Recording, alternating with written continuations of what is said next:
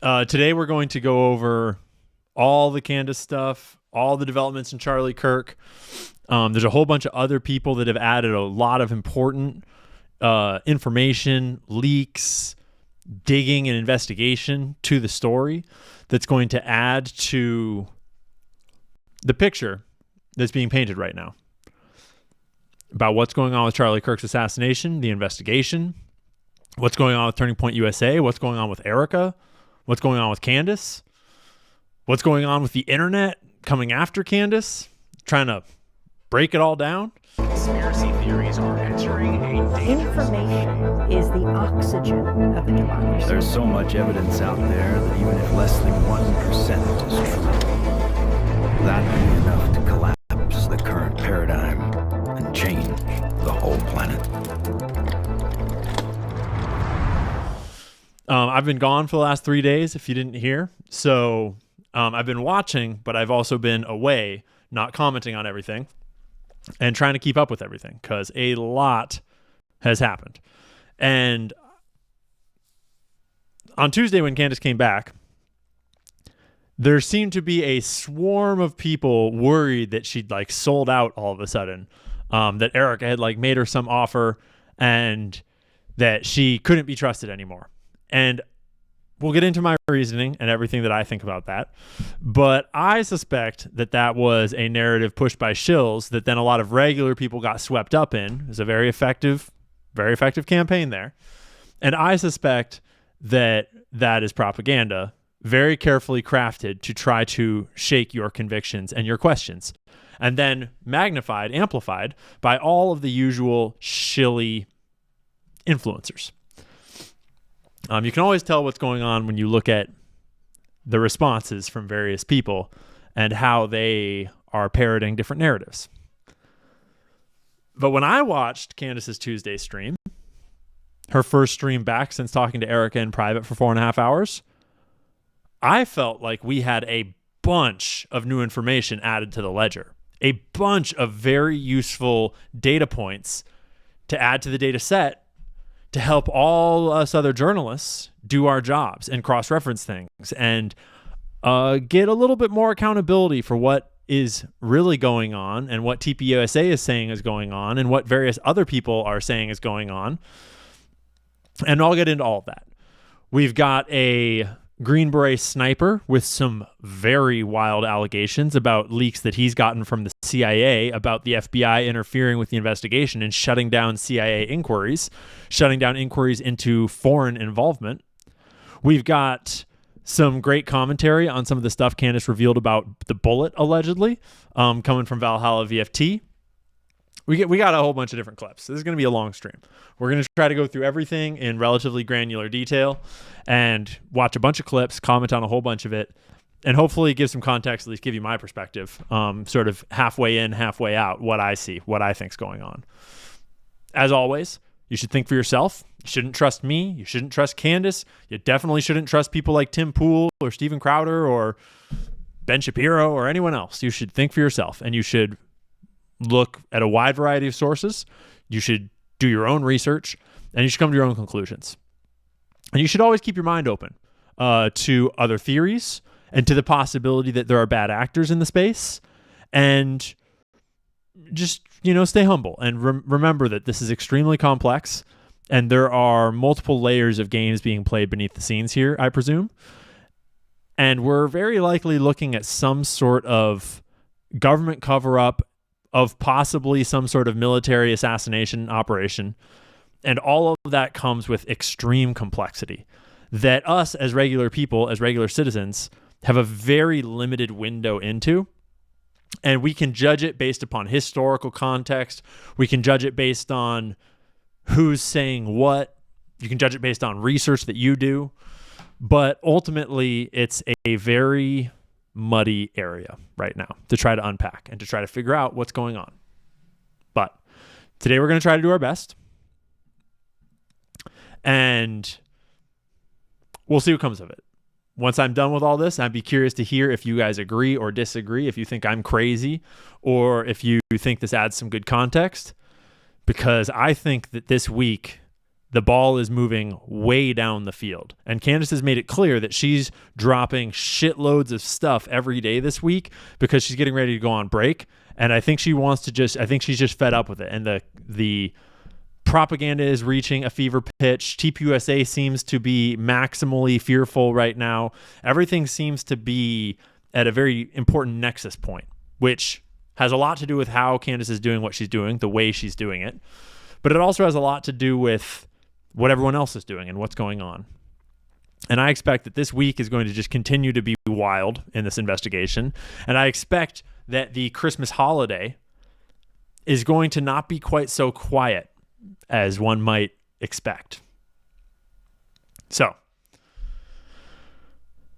welcome to the live stream. Welcome to Twitch. If you're new to Twitch, brief explanation of how Twitch works. Twitch is similar to YouTube, but very different in a couple of key ways. I like hanging out here because it's a smaller community. We have a more controlled chat. I can actually interact with the chat more and see what you guys are thinking and saying. Twitch will run ads over the stream, and I'll still be going behind the ad. It's just how Twitch does it. It incentivizes kind of like live viewership, and it incentivizes subs. And on Twitch, a sub is like $5 a month or $6 a month, and you get ad free on each channel you subscribe to. So if you subscribe to me, you'll get no ads. People will gift subs in the chat, and if you get gifted a sub by some random person in the chat, say thank you, because they're legends. Stacy is our all-time legendary sub gifter. I don't know if she's here today or not, but this whole stream will be viewable after the fact here on Twitch. So don't worry. You can always go back and rewatch it. If you have to go to work or you have to just pop out, don't worry. It'll be reviewable here. And this one we're going to clip and we're going to put on YouTube as well. So don't stress it. If you have a Amazon Prime account, Twitch is owned by Amazon. So you get one free Twitch subscription per month with your Amazon Prime account. So if you're only here to hang out with me and the homies, and you have an Amazon Prime subscription, just Google, how do I use my Amazon Prime Twitch subscription? And it'll walk you through. It's very simple to use that free Twitch subscription to get ad-free on my channel. So that's all the housekeeping. Welcome back. I've been traveling. It's good to be back. Thanks for the hype and checking in on me while I was gone. Yeah, Twitch did not send a notification today. For the second stream, we did a stream earlier today that we did get a notification out for. That stream was fun. That was a good time. But I needed to have breakfast, and now we're back. And we're about to dive in for a long time here. We got a lot to cover. But I want to start with our boy Lionel. I've heard of Lionel before, but I've not watched Lionel before. And Lionel's hilarious. Lionel seems like such a character. And I just thought he had some really perceptive commentary on what's going on with Candace right now. I don't have any context on who Lionel is or, you know, the bigger picture around Lionel. I'm not like endorsing everything Lionel's ever done. I don't know what he's done. Maybe he's awesome. Maybe he's not. But his commentary on this, I think, is really astute and perspective. So we're going to open with a little clip from Lionel before we jump into the meat of the story. Institutions like TPUSA don't invite people they can safely ignore. They invite people whose questions and whose inquiry and whose focus are spreading faster than the official answers, and whose refusal to back down threatens, again, this thing called narrative control. Candace Owens walked into that room already holding all the leverage, all the cards, because she didn't need the meeting to validate her inquiry. The inquiry was already alive, and that matters right now extremely critically because it sets the entire tone. Erica Kirk and Turning Point needed the meeting to slow the momentum, to calm donors and signal some kind of order or the semblance of order. And Candace needed only clarity. She didn't need this. And that imbalance, by the way, that decided everything before the first question and the first exchange. What gives Candace her power over anything else is not volume or theatrics. It's discipline. She listens. She presses. She refuses to confuse politeness with truth or access with authority. And throughout the entire conversation or during this confab, She does something institutions deeply resent and fear. She keeps the story open.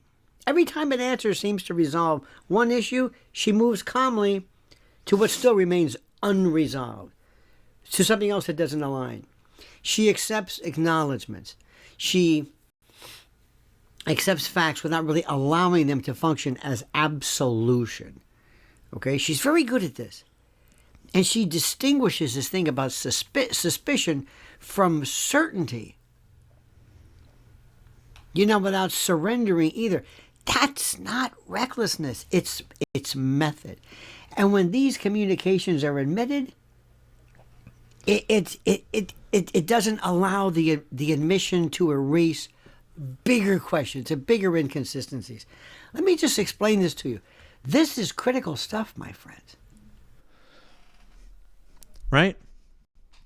I recommend you watch the whole video from Lionel. He's had 3 recent ones that are all really spot on, intellectual, perceptive, breaking open the method by which this is all happening, as well as the significance of certain pieces of evidence and events. But it's really important to understand, or to try to understand, the position that Candace is in right now, in order to get an appreciation for how she's going about this right now, because she is not like the rest of us. She is not in a position like the rest of us. Even me, who is in this media space with a large platform, I'm not even in a position anything like her at all. Even if we had the same size platform, she would be in a different position just by the virtue of how much of the spotlight of this investigation is trained on her. And so the method that she goes about this inquiry with is extremely delicate. And I think that the way that she's doing it is just right. As Lionel said, she doesn't confuse suspicion with certainty. She allows herself the journalistic privilege to continue to ask questions without erring into the arena of outright accusations that will get her into trouble, so that she can stay out of trouble and continue the reporting. And she takes statements from someone like Erica or Andrew Colvett or TPUSA, whoever. She takes those as just what they are. Factually, they are an admission from that person at that time of this thing. But that is not the same as final proof of the true nature of that statement. And so when she comes back from her meeting with Erica and just gives you the information that Erica told her, I think a lot of people interpreted that as, oh my gosh, Candace just bought everything that Erica sold her. That's not at all what happened. Candace was gifted everything that Erica tried to sell her, and she took it all for free. And then she turned around and gave it all back to us to say, here's some new receipts. Not receipts that what Erica says is necessarily true, but receipts to say that Erica Kirk on Monday, December 15th, I think it was, said these things as the CEO and representative of Turning Point USA. And that is wildly significant because a lot of it directly contradicted past TPUSA statements. Some of it opened up whole new avenues of questioning, and some of it seemed to sort of put to rest some things.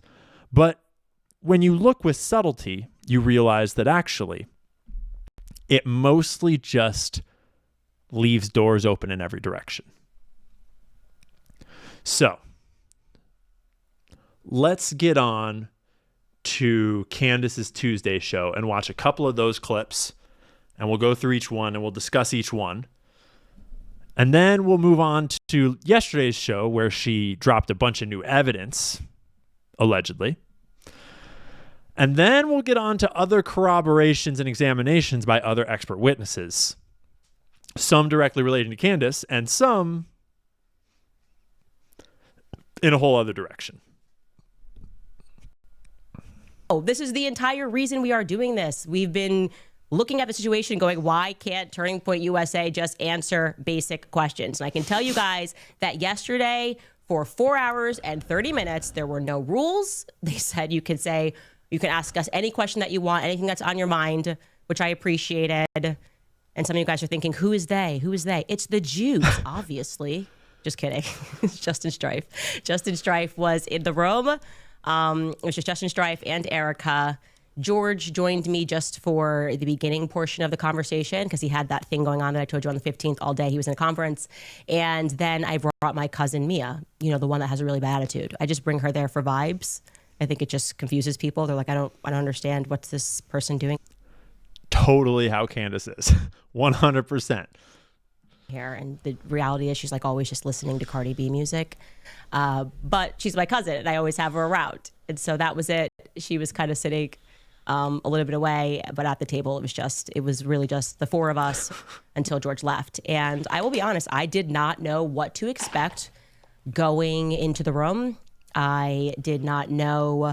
But let's be honest, none of us expected Erica to go there and then just like tell Candace, oh, secretly I've thought it was Israel all along, and here's all the evidence, and I'm surrounded by Israeli operatives, and I'm against them all. I'm on your team, Candace. Here's all the lies, TPUSA. That was never going to happen. That was not what was ever going to happen. Even if you are on the side of thinking Erica Kirk is great, that still was never what was going to happen. But if you've been paying attention to the reporting about Erica Kirk, then you pretty damn well knew that that was not going to happen, right? And Candace knew that too. And yes, I know. How can I skip her iconic intro? It was pretty iconic. Dancing to the Jew music was pretty fucking funny. If they were going to be open, I didn't know what Erica's energy was going to be like, if it was going to be more of an argument, if there was going to be legal threats. You guys were telling me not to drink water, so I didn't drink water. Well, I brought my own water, but I didn't drink that water too. It was a lot. There's a lot going on, okay? And the conversation started with just... I sort of suspected there might be legal threats. That was sort of my suspicion. I couldn't really square why the hell they were asking for this meeting in the first place, other than that they're coming from a position of weakness and they're hoping to like leverage girl time to... Like, I don't know what the fuck they thought they were going to accomplish here. Strife very sensibly saying, what are we looking to accomplish here? Like, what is the actual aim of this conversation? And he was pretty clear, and Erica was very clear, that they were sort of most upset with what obviously a bit of a fever pitch, what I tweeted, that it was a godforsaken company and people should not give money to it. And I have to own that. That's aggressive. That is actually aggressive in the retrospect. I was very frustrated. And I think what they must have been hoping to achieve is they must have been under the false assumption that Candace, like most people, would be like a normal person and sort of cave to the pressure and not be so focused and diligent in the moment when it like really matters.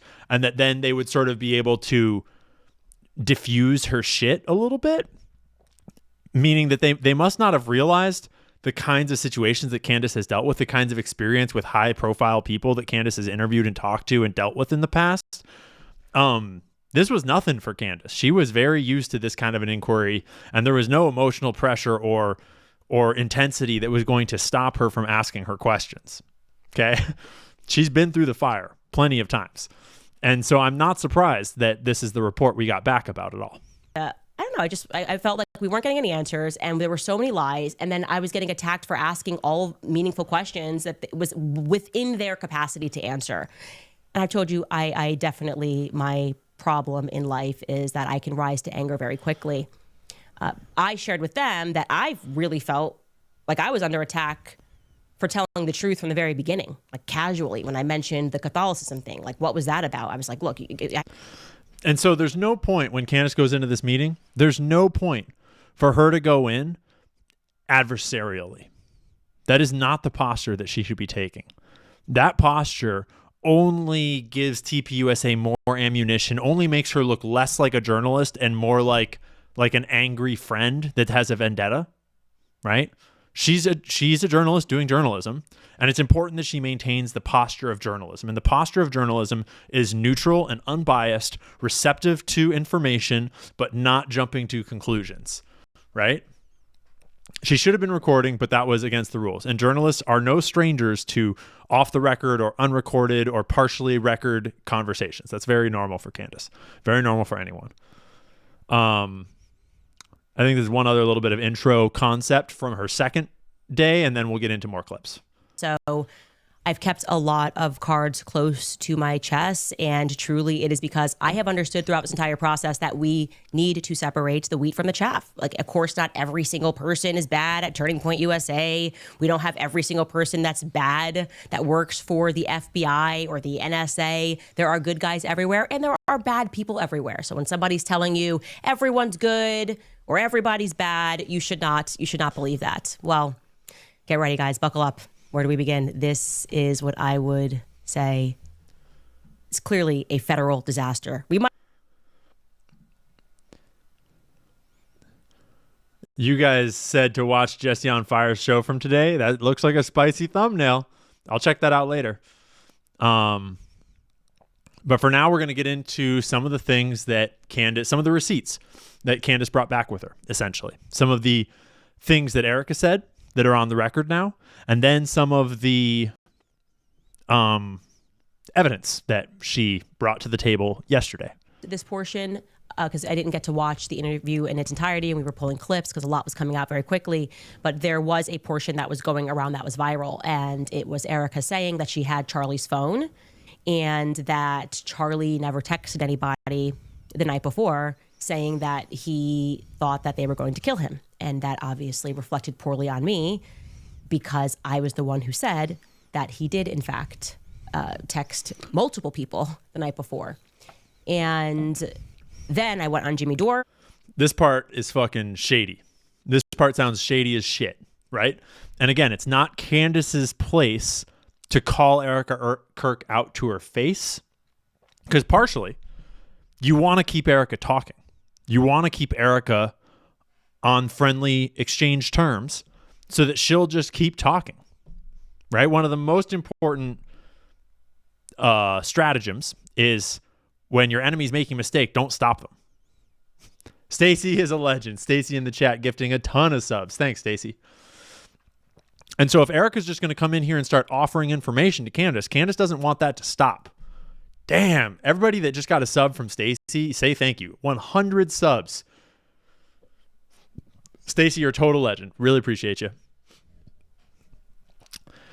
But the other thing about this exchange around the text messages is the context of what Erica did and didn't assume, what she did and didn't look at. See if you can pick this up.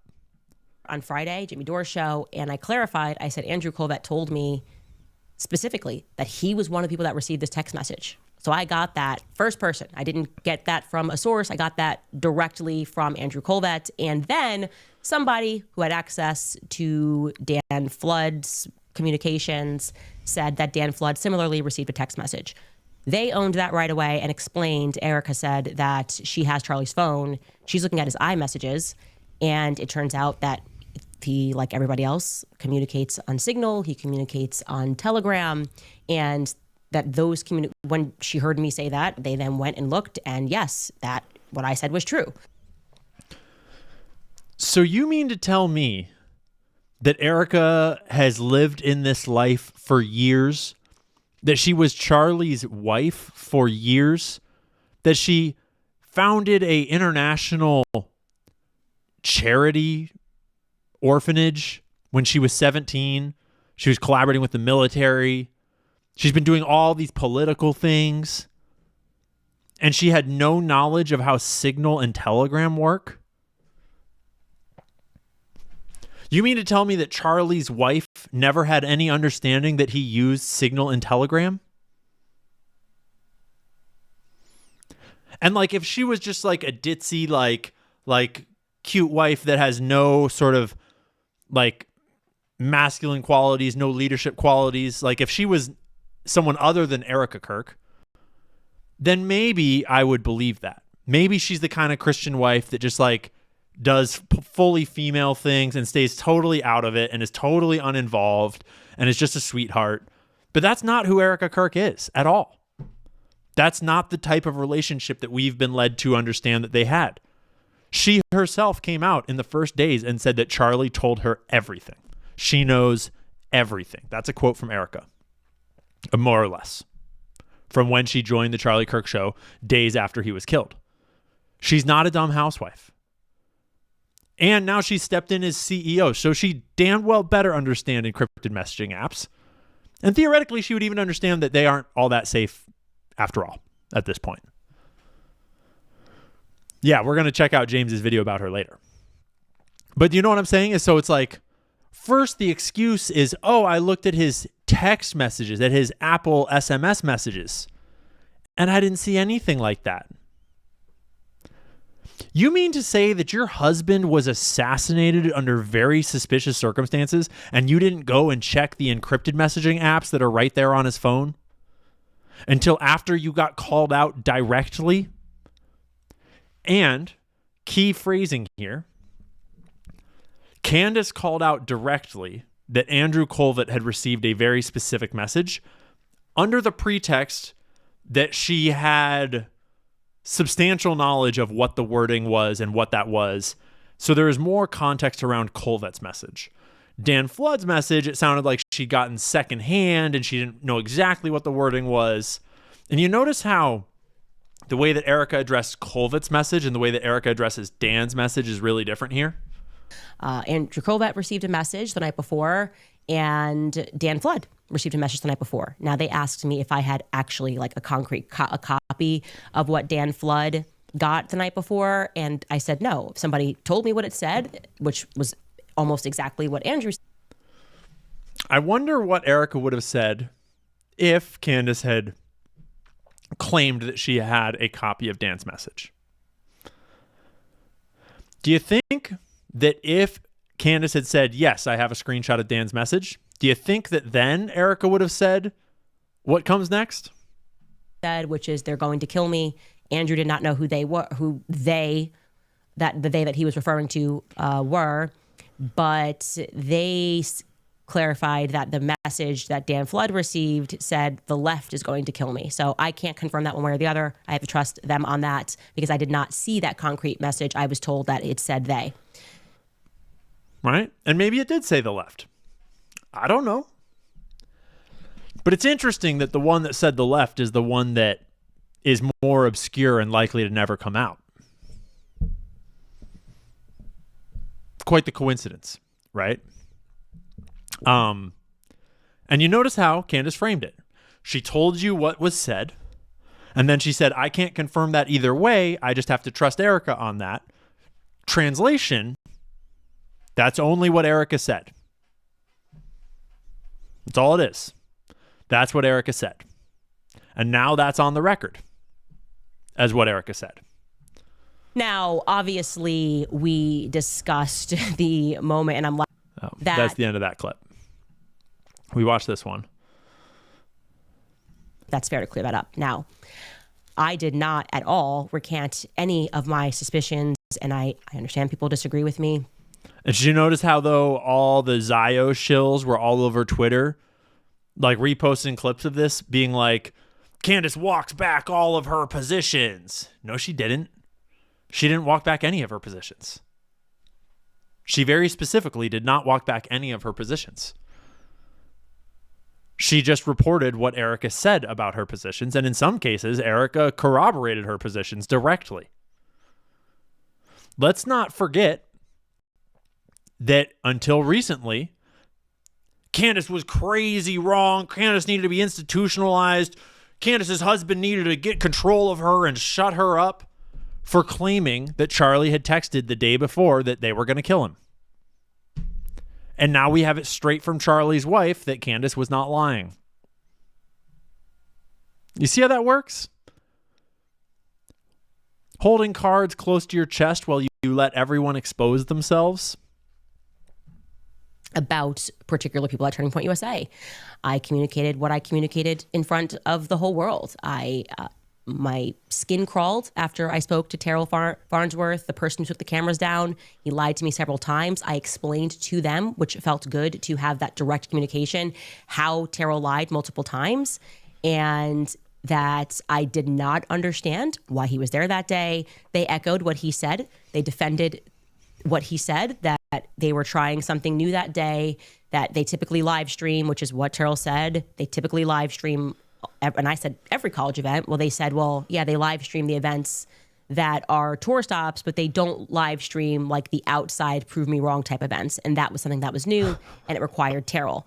And I said, even if that was all real, if that was all true, I still didn't feel good about the conversation that I had with Terrell, and I can't ignore my gut about the many. Remember, Terrell Farnsworth appeared to have lied, at least, about his original intent in taking out the SD cards. First story we got, I believe, was that he was afraid people were going to steal them. So he took the SD cards, but not the cameras, not all the expensive equipment. Multi-$1,000 cameras. He just left those, but he took the SD cards. Then we got the clarification that no, the police told him to do that.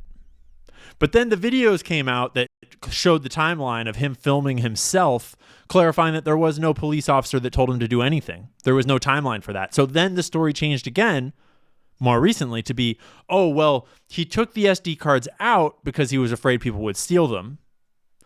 And then the police asked him for the SD cards later, so he gave them to them. You see? You see how when you get people's statements on the record at the moment, you trap their lies in later. They get trapped in with what they've said already. And this is why you have a right to remain silent, because anything you say can and will be used against you. And you never know how one thing you said, 3 weeks ago is going to hem you in when you try to maneuver out of your lie later, when more evidence comes out. Especially when you don't know what evidence is already out and being held by someone like Candace Owens. Little lies that he told. I thought the video he recorded was weird. I know he comes from a very powerful family. I personally do not trust him. And I don't know about Terrell Farnsworth's very powerful family.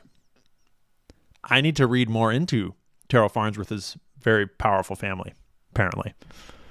I obviously do not like the fact that I said, Tyler Boyer lied about this thing and came up with an excuse and said, well, Terrell was asked to take the camera down. That's the reason, he said on Twitter, because the police wanted him to take it down and secure the footage. And I said, I know that's not true. And they said, well, after all of that, after he took the cameras down, there was a police officer or Fed, whoever it was, that spoke to him and asked him to secure the footage. Well, that makes sense, but it's not a reason for why he took it down immediately. It makes sense that as you're investigating, you're going to say, who's got the footage? Let's lock it down. But it didn't make sense to me that Tyler Boyer lied about it. And I don't trust Tyler Boyer. And that is never going to change. Similarly with Rob McCoy. I am not surprised at all that Candace said all of this directly to Erica's face. Candace is a very direct person, and she has no qualms about telling it like it is the way she sees it to whoever's face. She's done it to Trump. She's done it to Ye. She's done it to people way more intimidating than Erica Kirk. My skin crawl. I can't explain it. I look at him and he's a bad person and nobody can make me feel one way or the other about that. I was surprised to learn, and this kind of gets into, I guess, us not knowing the inner workings at Turning Point USA, that Rob McCoy actually does not work with Turning Point USA in any capacity. Right? Apparently, Rob McCoy doesn't work at Turning Point USA in any capacity, despite them letting him go on claiming as such, more or less, for months. No clarification until they are way out on the back foot and need to do something.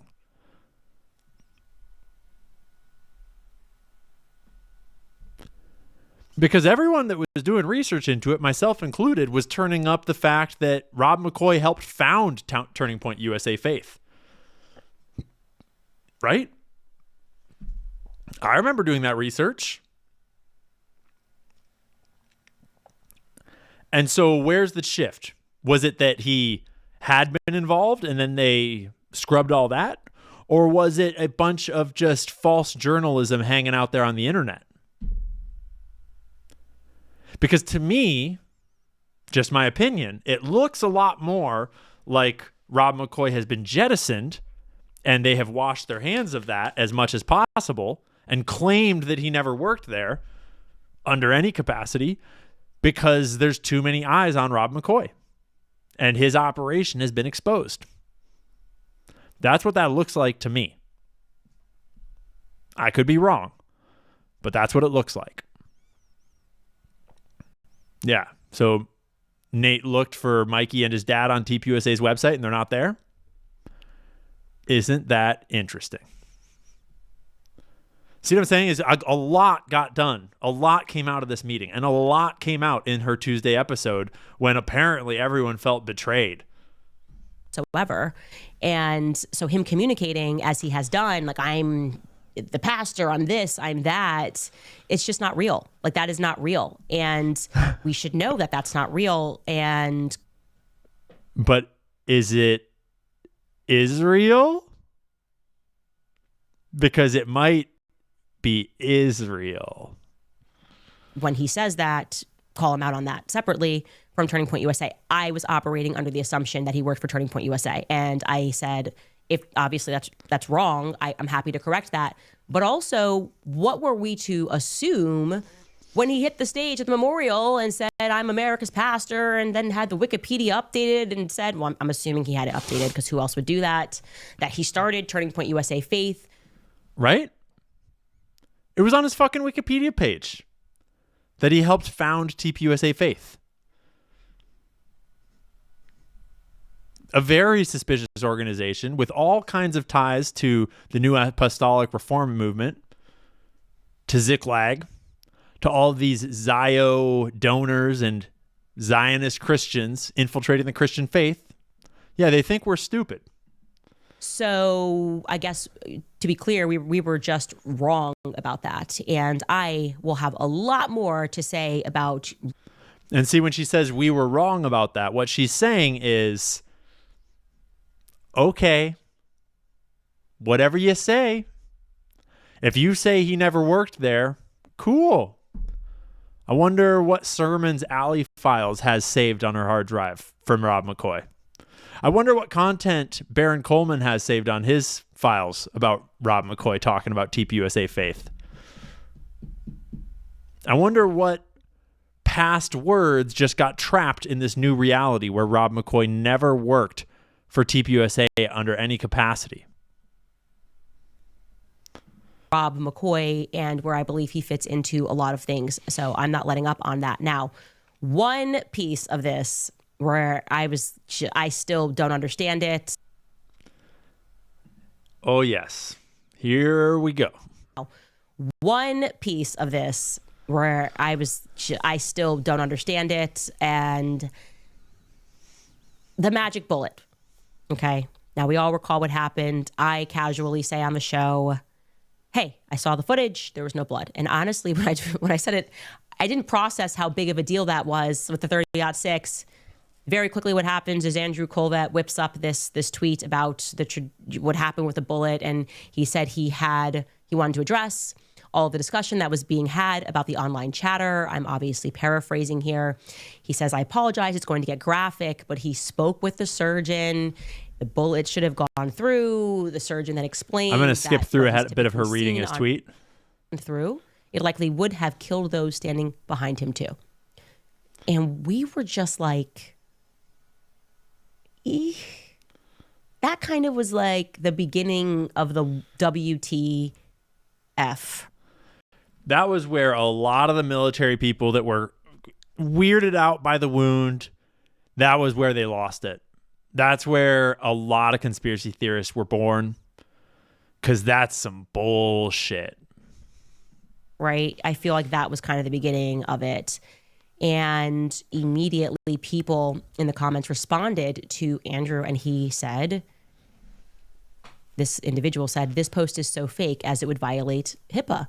Like, there's patient privacy. Rest assured, I wouldn't have posted without full permission. Quote Andrew Colvett. Now we're being told that was an abject lie.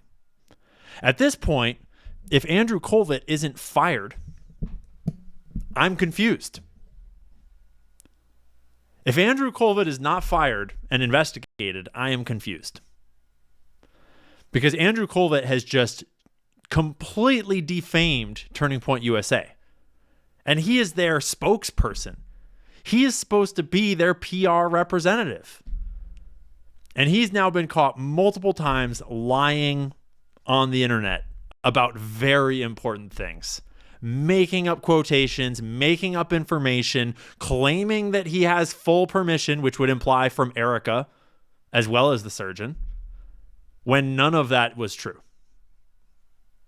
Can't just call up the surgeon.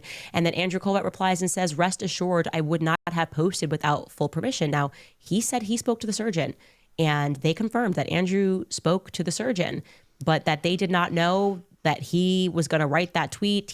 They did not know that he called up the surgeon. Right? Chat just said, watch, he won't be fired. Exactly. Get their statements on the record and then watch what they do. And slowly, the record records everything that happens. And that's the thing about lies, is they trap you. Lies trap you within them. And when everything is this public, when you're running a public charity with a public-facing media arm, with a gigantic public inquiry into your actions, lies defeat themselves over time, as long as you let lies keep lying. Surgeon. So like it very much came across to be like Andrew was just flying by the seat of his pants. I don't know. Like he was just flying dark on me. And I was like, that seems very strange to me, because why would a surgeon do that? Like the first thing the surgeon should say is, I can't speak to you. The number of things that Colvett has done now are crazy. He's also the one that called Candace and said, you and Tucker need to lay low. Someone's going to try to kill you. But never told them who it was. He's been out here feeding information, leaking information. He's also the one that leaked the information about the autopsy to Stephen Gardner. Letting out this autopsy information, which we'll hear from Nate in a minute, totally fucked up the story even more.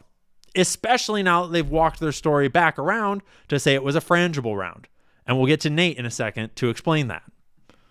I don't even know, in theory, Andrew wasn't even there when Charlie died. I don't even know why the surgeon even knows this guy, actually. Maybe he hung around after, but, you know, Andrew was not one of the people that got into the hospital or anything like that. So this is quite literally the PR guy who's calling the surgeon. And so that just seems very inappropriate for a person to do, period. And I would say it was kind of the beginning, but that was what I got from that. Now, obviously, we discussed the security. I brought up Brian Harpole, this interview with Sean Ryan, and I think we can believe Turning Point when they say that they did not approve of this. They had no idea he was going on Sean Ryan. I think that's pretty clear. I'm under the impression, allegedly, I believe that Brian Harpole and his security team were fired before that Sean Ryan interview ever aired. I was given information by a source that Harpole was fired after the giant riot broke out at, I think it was UPenn, if I remember correctly, like 2 or 3 days before that interview. And Harpole didn't mention anything about that in the interview. He represented himself as though he was TPUSA's guy. And I don't have confirmation on whether that's true or not. But that would line up with like Erica saying we had no idea he was doing that interview. Yeah, there was like a huge riot outside of a TPUSA event. It got super gnarly. There was blood drawn, protesters, all sorts of stuff. It was crazy. If he works there anymore. So oh no, it was Berkeley. It was UC Berkeley, I'm pretty sure. Kind of him.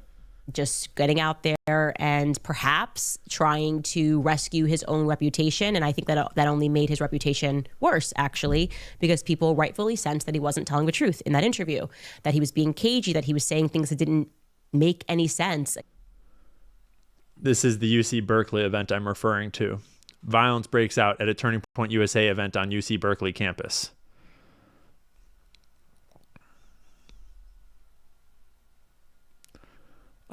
September 10th.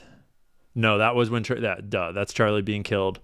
Monday, November 10th.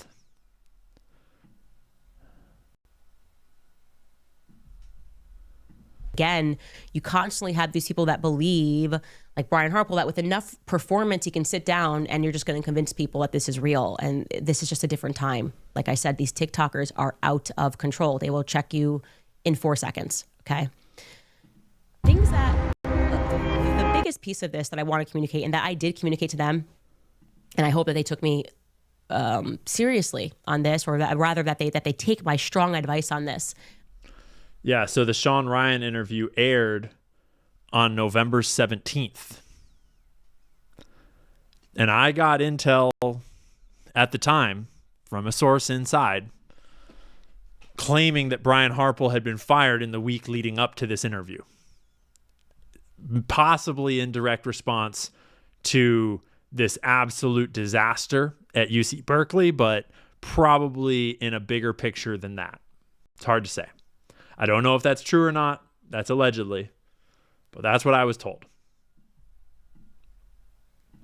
I said one of the reasons why I really want to sit down is because I want to walk out of here and feel confident saying to my audience, hey, like, there's stuff going on behind the scenes, but Tyler Robinson shot Charlie Kirk. I think this part probably got misconstrued a lot. Probably not by actual viewers, because actual viewers aren't retarded. But I could see how you could clip this and try to make it look that way. But what she's saying here is the journalistic stance of, I'm not trying to create a conspiracy theory. I'm just trying to report on the facts. I would love it if the facts aligned with the narrative that the feds are pushing, because that's the world we all want to live in, where the feds are not lying to us every fucking day. But we know that's not the world we live in. And so she's saying it would be great if that was the way it is, but that's not the way it is. So,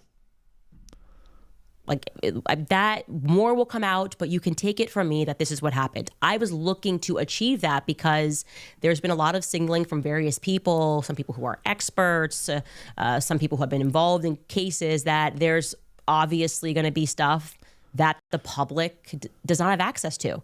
And so it is at least plausible that they have seen very clear footage that we've been asking for of Tyler Robinson getting up there and taking the shot. Like, they have access to UVU cameras. So I was hoping to hear that. And we know that UVU cameras have footage of that shooter, of whoever that person was on the roof. They have footage of whatever happened on that roof, the whole time. There's no reason why that camera should have not captured the shot. So it's reasonable for Candace to assume that TPUSA might have seen the shot. That is not the case, apparently. I said that. I this want is huge. To hear why people feel so confident at Turning Point USA that Tyler Robinson is the guy. And at this point, they elected to call the lawyer.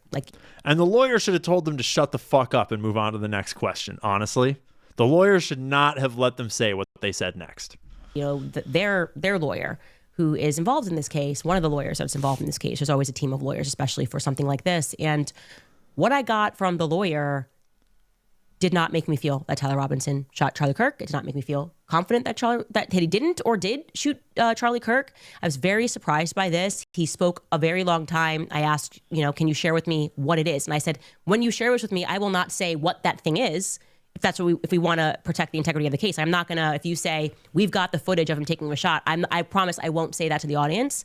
And that's standard practice for a journalist. Is there are lots of conversations that happen off the record, and you have to preserve that. You have to respect off the record, even if it's the most important bombshell of your life, even if it's the most deep, gnarly source of your life.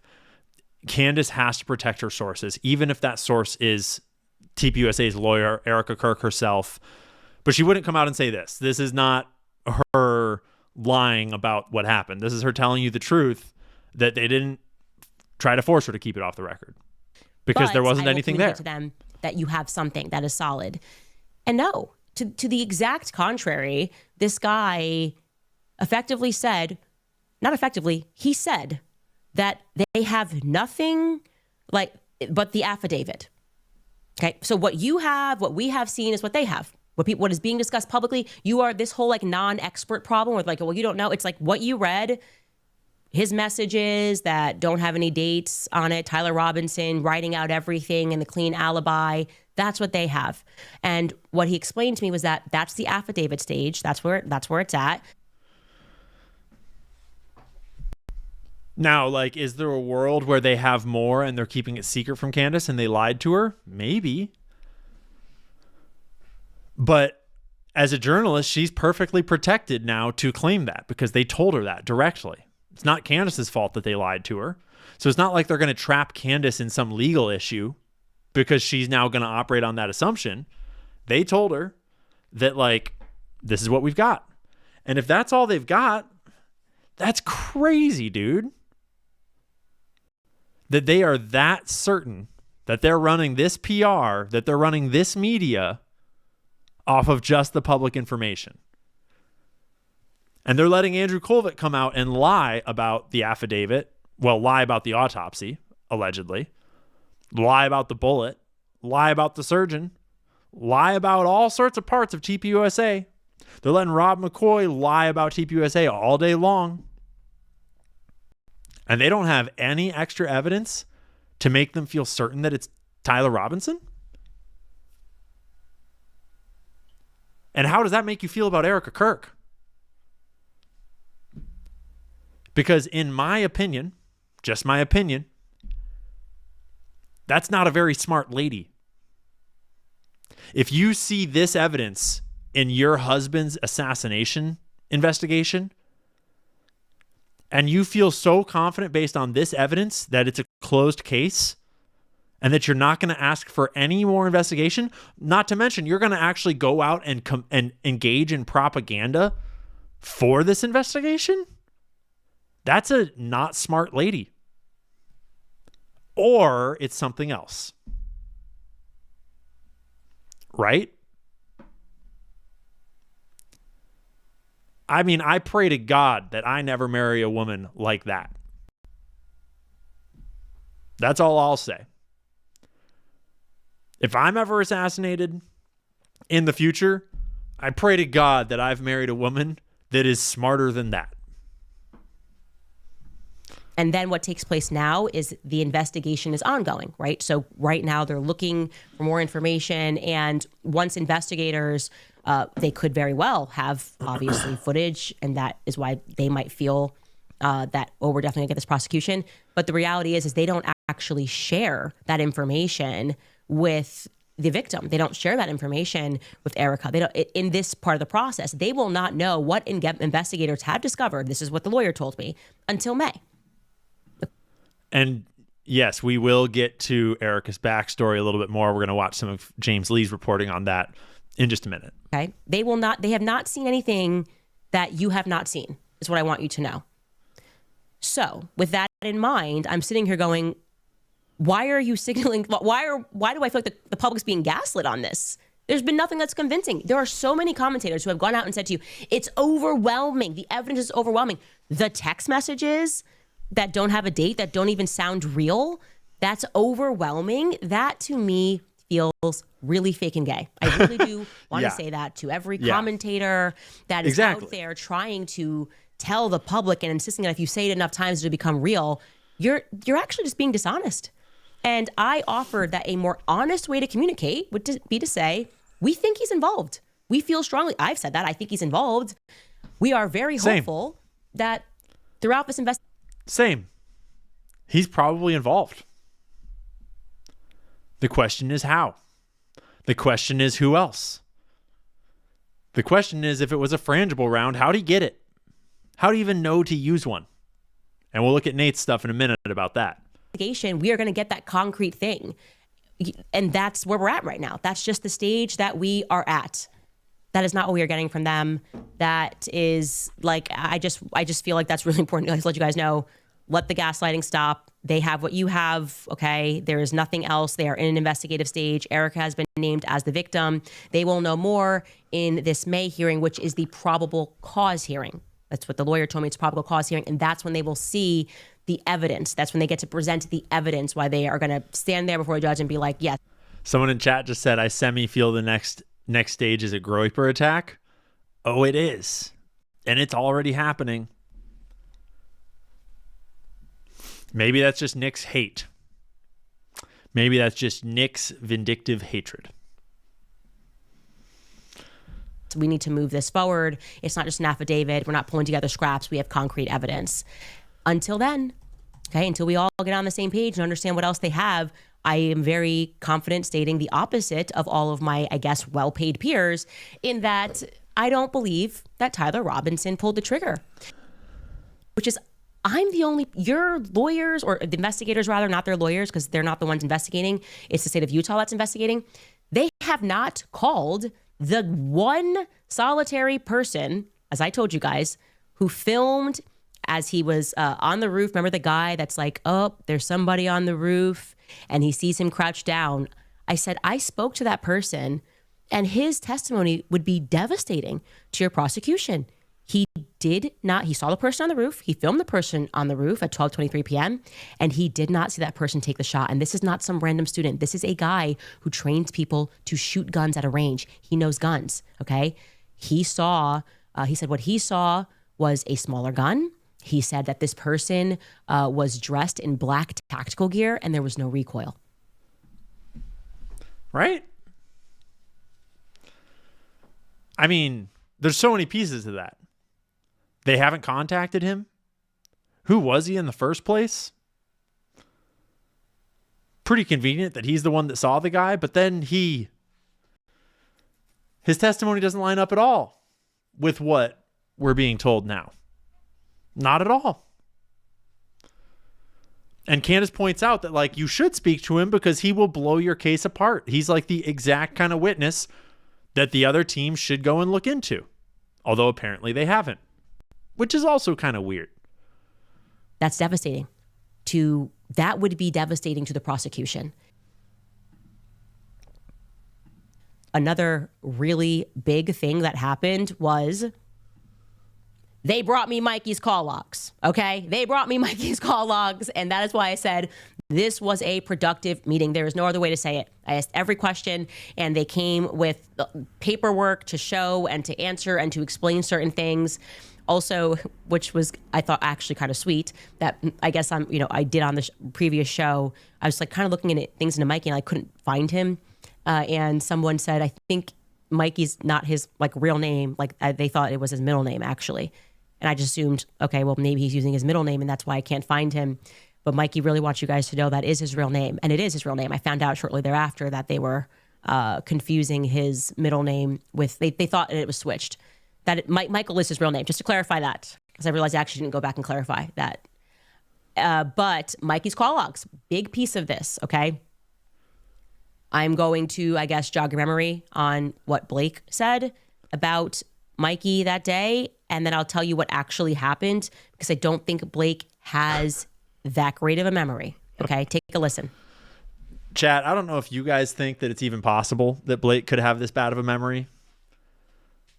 To me, this seems like, are we going to trust the call logs? I don't know. But it's on the record now. It's on the record. And they put his wife on the call log. His wife was on the call logs, his corroboration of everything. I'm starting to wonder about all these wives. But they threw Blake under the fucking bus. I was not with Mikey, or I don't remember being with him. I think I was ahead of him as we left. And then we get out, and I run for, can't have been more than 15 or 20 seconds. And then I realize there hasn't been another shot, so the shooter has likely been detained or stopped or something, not in immediate danger. I pause, I look around me, and I see Mikey. And I see Mikey there. And truthfully, I will never forget what I saw, because I've seen Mikey almost every day for the past 2 years. I know his personality very well. He's a very bubbly. And then he says, I need to call Erica. And then he takes his phone and he begins calling Erica. And I don't want to disclose how that call unfolded, but he did that. Your mind extends all of this, but that is happening within a minute of all of this occurring. I remember he calls Erica. Someone in chat's writing like how everyone's a Fed. I don't know if you guys know who Zeb Boykin is. He's a ballistics instructor that did some of the reporting early on in Charlie Kirk about the ballistics. And he had this hilarious live stream about how everyone's a Fed. And he was quantifying everyone's Fedness. It was the funniest thing ever. I was like, dude, where am I at? Where am I at? He's like, puts me on. He's like, Ian's like a lowercase f Fed. He's like up here. And he was just like, based upon your audience that you capture and your affiliation with various parties and like how controlled your narrative is. It was hilarious. And it was a great explanation of the nuances of controlled media spaces and of the new media environment and just how you have to operate mentally, and sort of have a little bit of suspicion about everyone while also kind of taking the piss out of it and just making it a bit of a joke too, because in a way it's like you can't take it too seriously because you'll never really know, unfortunately, in this media environment. And so you shouldn't trust anyone and you should just think very carefully. Yeah, the Fedometer. It was a funny fucking episode. Around the same time, I pull out my phone and I call my mom just to say, Mom, there's been a shooting. You're going to see it on the news. I'm okay. You know, pray for me. I've got to go. And I remember that call. And around the time I put that phone away, and then he immediately calls his dad. He calls Rob McCoy. And he says, Dad, someone shot Charlie. You need to call all of your pastor friends. Charlie was hit. We need everyone to pray right now. And that's what he told him.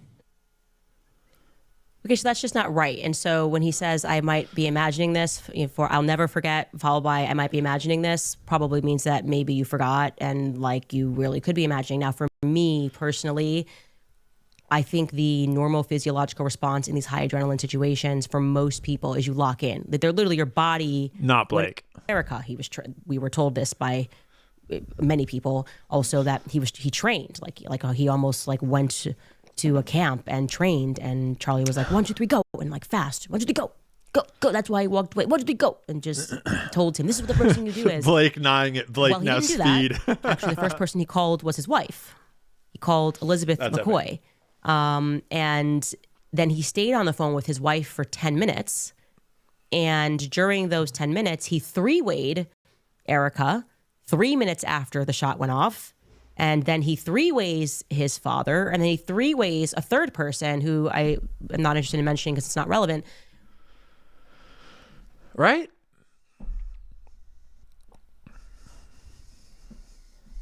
Why all the caginess? Why did we get a whole bunch of different stories? Why were they so afraid to reveal this? Why did they try? If this was the call, why did they need to trot Blake Neff out to explain it? Wrong. To lie about it. Why not just have Mikey come out and say this? Why not bring Mikey's wife out to explain it and corroborate it? That would have been the easiest thing ever. Right? And so I'm still very suspicious of these call logs. Is this the exact text form that it came in? Because this doesn't exactly look like Candace's usual text format, but maybe this is Candace's resynthesis of them. Because this doesn't look like the kind of thing you would get from Verizon.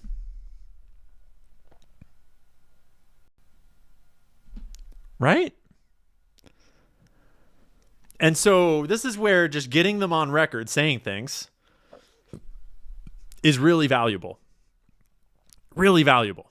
And I'd be curious. I might try to ask Candace and her team if what format the call logs were shown to them in, if it looked like it came from the phone company or from any official source, or if it was just typed out in like a Google document or something. Because this just adds more questions.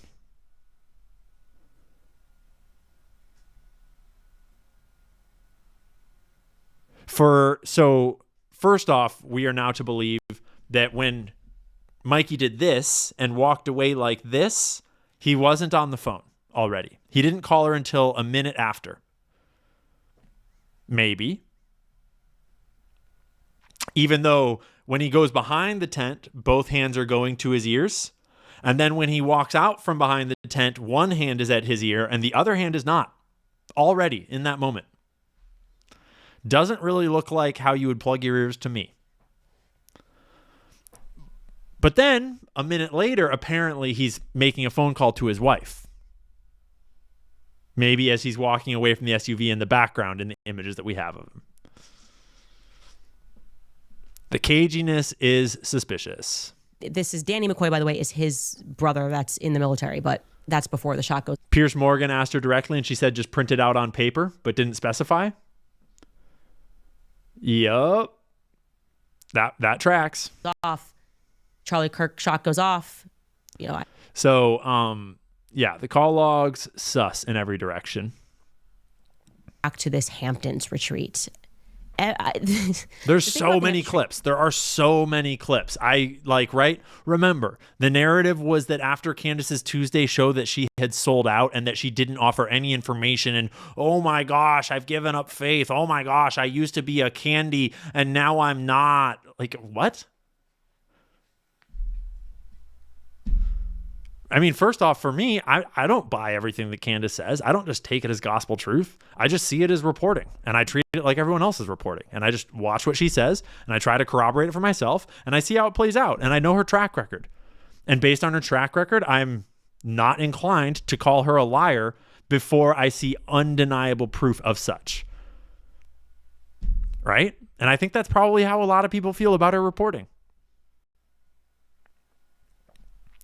And so when I went back through this episode, when I was clipping all of this to go through it, it's like, to me, the response on Tuesday and Wednesday feels very manufactured. It feels very fake and gay.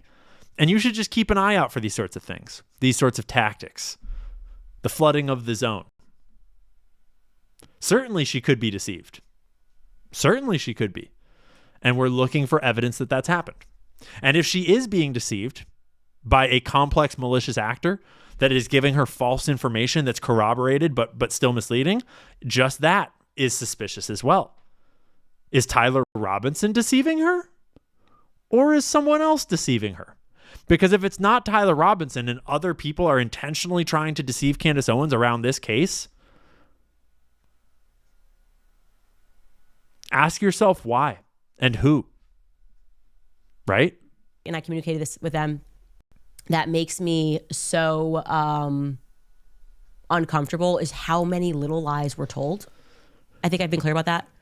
Like, Seth Dillon definitively pressed Charlie at this event. Part is big. Whether it was in a hypothetical, which it was in a hypothetical, but he got fired up in the hypothetical of Charlie discussing potentially tweeting something against Bibi Netanyahu. It did lead to this firecracker moment. Again, this is one of those things where I go, why am I always being hung out to dry for telling people the truth? Especially when I wasn't going, oh, well, Seth Dillon killed Charlie Kirk. I just, this happened. It factually happened. And yet everybody's kind of putting out these weird statements and they're not being honest in them. And I was saying to them, that made me feel really weird. And I would love to know more about this Bibi Netanyahu offer to fund Turning Point to the next level. At which point Erica said she was not aware of that happening. It is obviously totally possible that that was kept in the business lane of Turning Point USA. But I'm certain, I said, I am absolutely certain that I did not get this from an obscure source that Bibi offered to fund Turning Point to the next level. And it was part of my frustration with that sit down with Alex Clark, where Andrew said, oh, there was not $150 million that's made up. I told them, Andrew Colvett was my source. Andrew Colvett told me. That's huge. That's crazy. That's the thing, is that she has all these receipts from people like Andrew Colvett, who she's actually been protecting as the source of that information. The fact that Andrew Colvett told her that changes the whole nature of that story.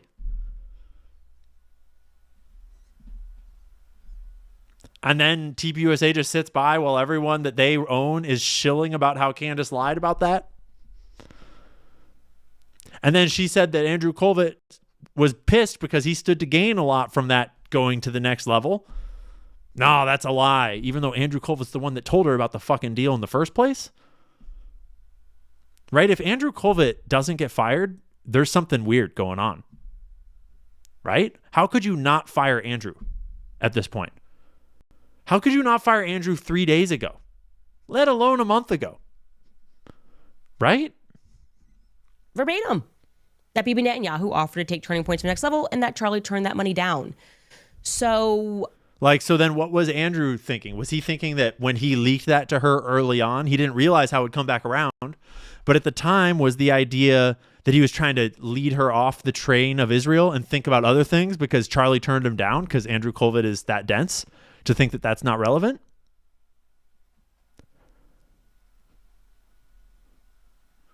Right? See, it's very complex what we do and don't know. We don't know. Like, maybe Andrew Colvin's just being a dumbass. Maybe he's just looking out for his own skin. Maybe he's trying to legitimately investigate it and is just not very good at this. Or maybe he's involved in any number of elements of cover-up, conspiracy, or whatever. I don't know. But no matter what Andrew Colvin is up to, he needs to be fired. Yesterday. Andrew's family, so he's not going to get fired. Everyone at TPUSA is family, apparently. Except for Rob McCoy. He's fucking out. Fuck that guy. Charlie's pastor, yeah, right. Kick rocks, Rob McCoy. You never even worked for us in any capacity. Go edit your Wikipedia page back. I said there's a bit of a predicament when I'm being like lambasted by all of these voices and people that are attacking me and these paid campaigns. And when I say paid, yes, okay, actually have the names of people. Different ways they're being paid. Some are being paid by PR firms. Too many are being paid by Prager University, which is upsetting to me. Why would that be happening?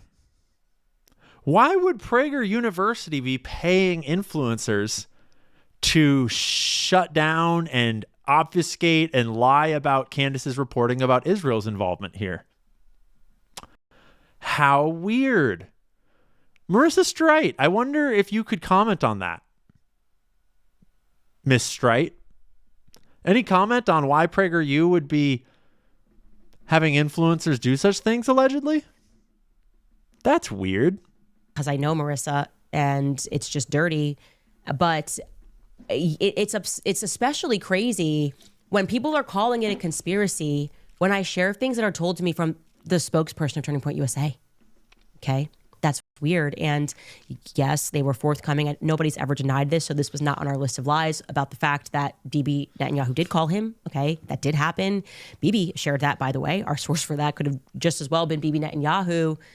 And not a lot of clarity on, I don't know, why some people think he didn't make this offer and why definitively 3 different sources who would have knowledge of this confirmed to me that Bibi Netanyahu did indeed make this offer. I never said... That's a lot of sources. Andrew Colvin himself plus 3 other sources. That's a lot of fucking sources. And that detail is so important. That Bibi offered to take Turning Point to the next level and Charlie turned him down. That is hugely important. And the denials of it are just as important. The lies to say that that never happened. Look at who said that. $150 million ever, not once on the show. I wouldn't have even said that, by the This way. part's You said funny. take Turning Point to the next level. I actually would have assumed it was more, if I'm being honest. Dropping fucking shade. Ooh, Bibi, that's all you can muster? Just 150 millies? That's all you got, Bibi? Is that an Israeli next level, bro? I thought that we were better than that, Bibi. Come on. What, are you getting poor? Shabbat Shalom ain't what it used to be, dog? Come on. Yeah, Gigi comes up and she's like, yeah, that's bullshit. That's bullshit. That's a hefty offer, and it leads to a lot of questions. So, Gigi, go lay down. Go. Psst. We're on the liver treats today.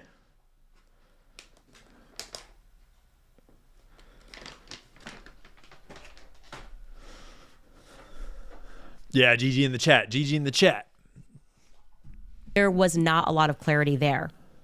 Lastly, I want to add, of course, I was locked in this meeting when people on live were another round of debunking the Egyptian planes. I want to be very clear. We discussed the Egyptian planes, And I have since worked on an incredible document about the Egyptian planes, which we are going to put up on our website, because I realized that I've been looking for this document. I want this document to come out real bad. I've got my own documents about the Egyptian planes. I've got my own analysis of the public flight data. I want to see her analysis of it. I want to see what other stuff she's added to it. I got all kinds of questions about these Egyptian planes, regardless of whether or not they were tracking Erica Kirk. Honestly, the Egyptian planes tracking Erica Kirk, super suspicious. Tucker's assertion that he was told by a reputable source that that's true. Even without that, I'm still suspicious of them. The more I look at Egyptian airspace, the more suspicious of them I get. shared that spreadsheet, people assume. And obviously, in the next show that we're going to watch clips from here, she adds more to this.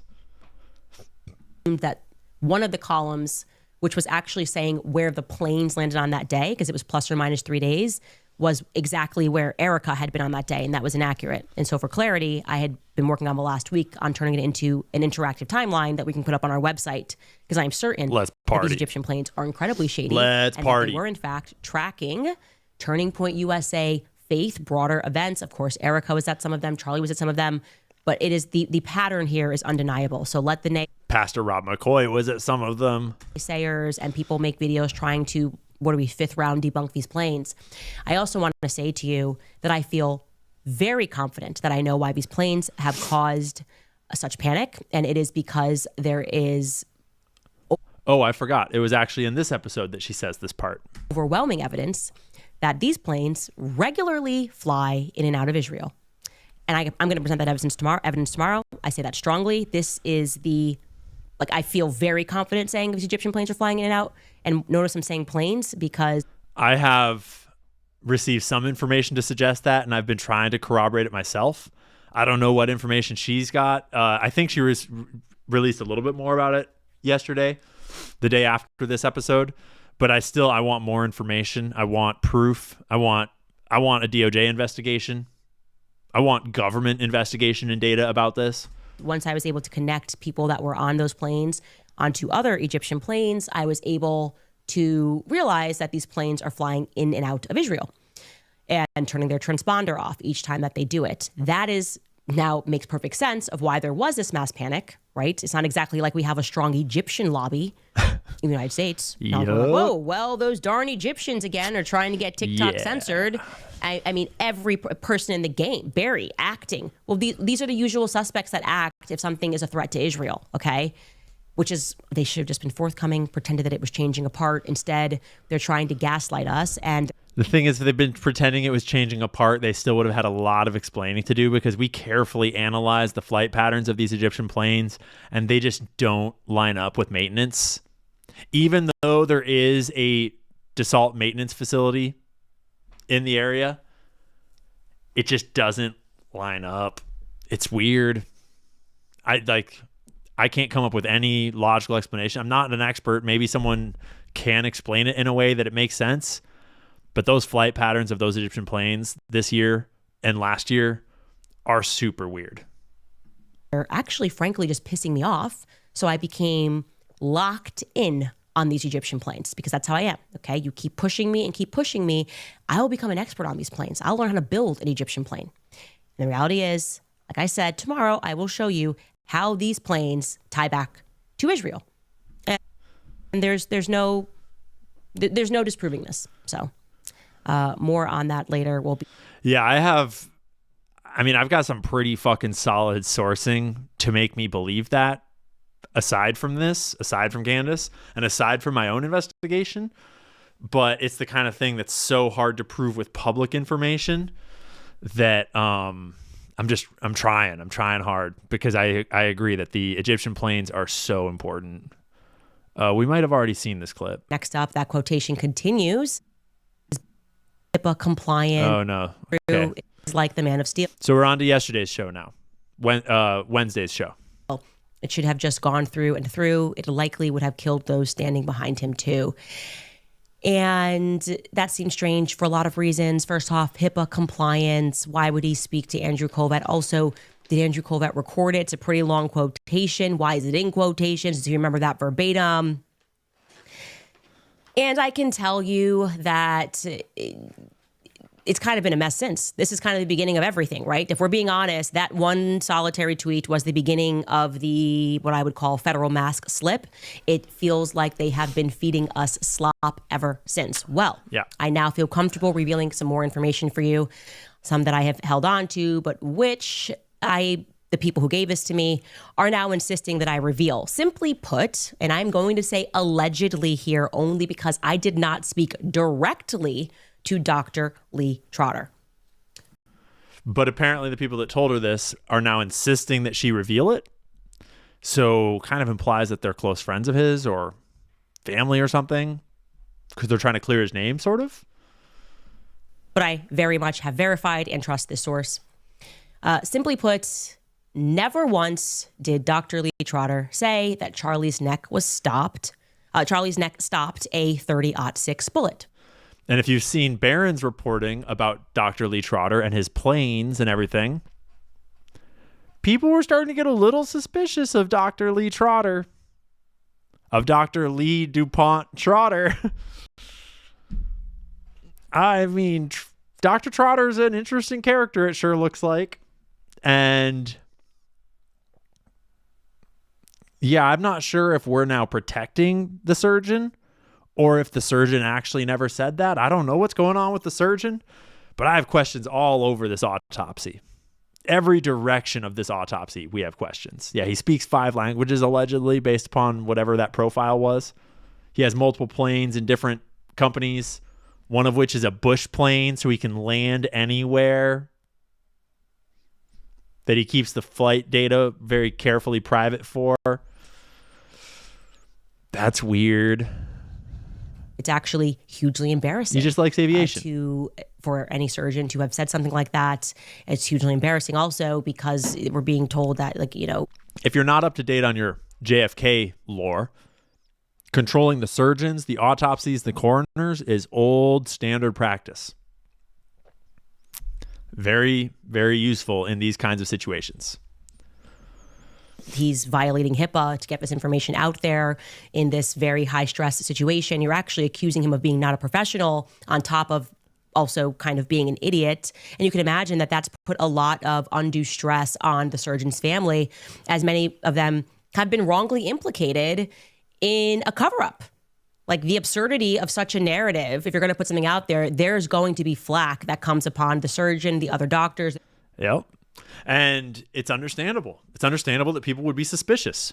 Now, we don't have any evidence that the surgeon is involved in a crime here. We certainly don't have any reason to harass Dr. Trotter or his family members. I condemn that. Don't do that. But we have every reason to ask questions. We have every reason to try to get to the bottom of this. And just because, when he said that, allegedly said Man of Steel or whatever, we don't have any reason to believe that that statement was true. And now that we've been told he never said that, we also still don't really have a lot of reason to believe that he also never said it. Because at this point, it could be both. It could be that he very much was okay with that statement going out, whether it was true or said or not. And it could be that now it's like, no, sorry, we're going to protect me. And we're going to pretend, and I never said that. I don't know. At this point, it's all he says, she says from a bunch of liars. So, unfortunately, suspicion has to remain on all of them. Nurses, are you involved? Did you try to get Charlie Kirk killed? Were you involved in this, in staging this? Why would you say that he ate healthy, right? And there's no doctor or surgeon that would say something like that. So to restate that, the quotation that Andrew Colvett shared on his X feed is not a direct quotation from the surgeon, at all. Rather, what I was told is that what the surgeon communicated very clearly to Andrew, and yes, it is absolutely true that the surgeon, Dr. Lee Trotter, hunts, so he does have experience with bullets. What he communicated is that it was likely a frangible bullet that was used. Now, for those of you who don't hunt, maybe don't shoot, and you're not familiar with that term, Nate Valhalla VFT's ears just went, excuse me?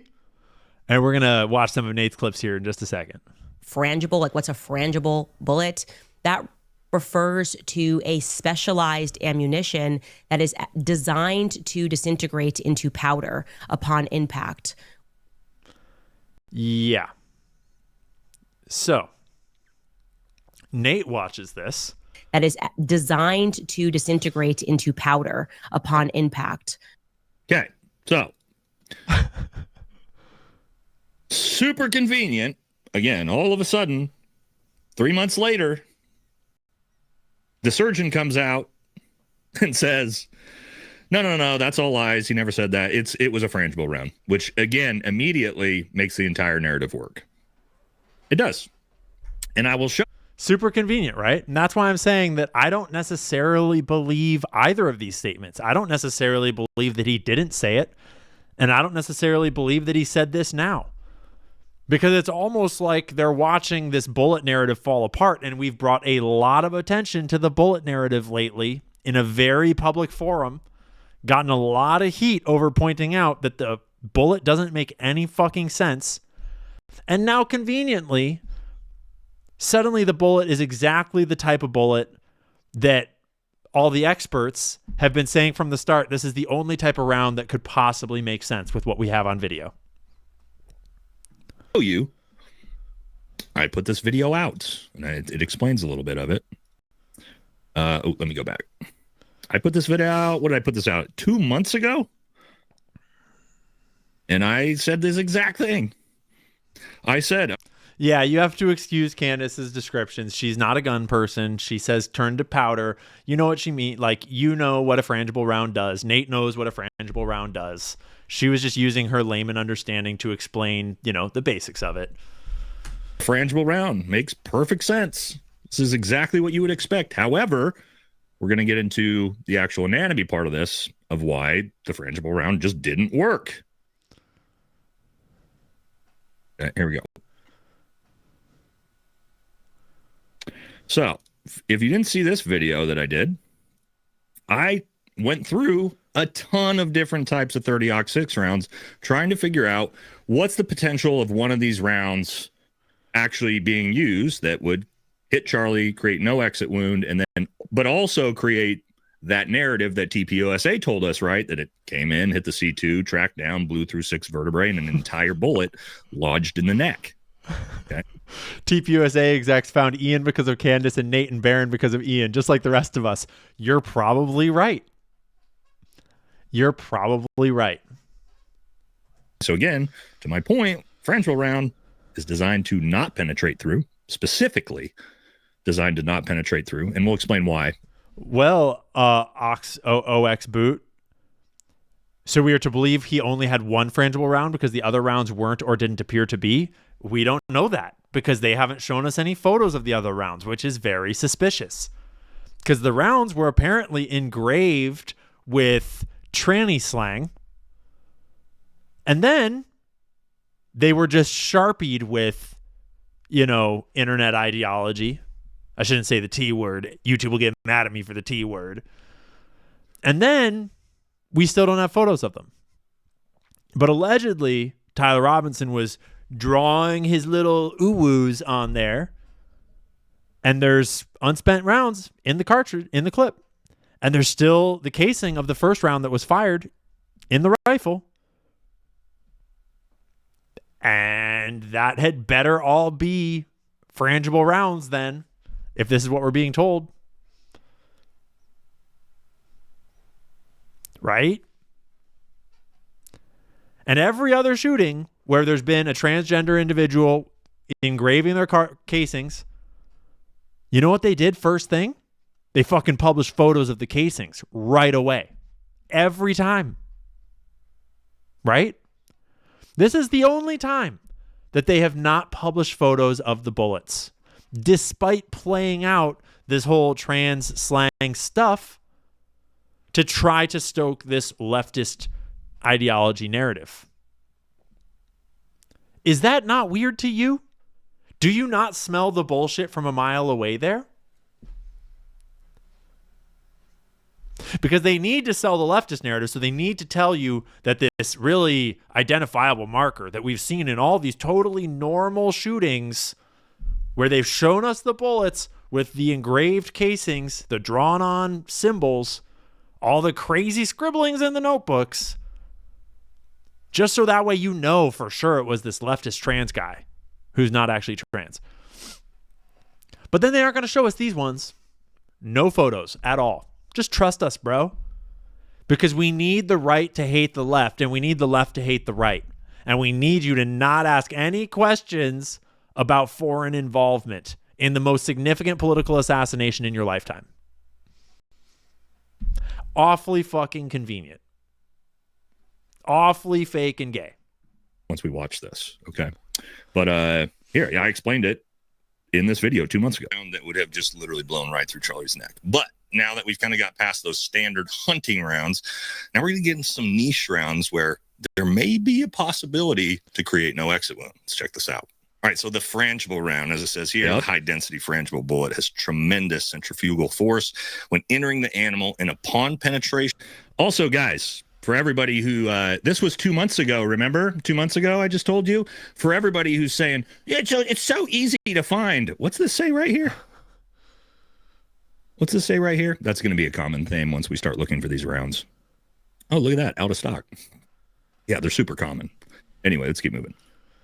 The core turns into powder in its original composition. So essentially what frangible rounds are designed to do is once they enter and they impact something very, very hard, they basically are just going to disintegrate, right? The idea behind that is, let's say you're going to go out target shooting and you're shooting steel and you...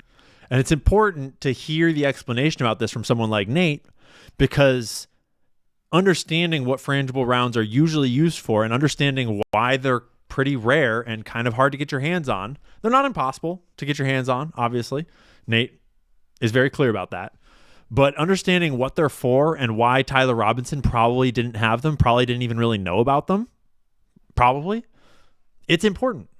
Details matter. Those bullets flying off the steel, maybe different directions or towards your neighbor's house, whatever. That round, when it hits that steel, it's just going to disintegrate into nothing, which would kind of be the idea if it hit something really hard, like hard bone. Yeah, if you bought them online, we better have receipts. Right? I mean, everything's traced. Okay.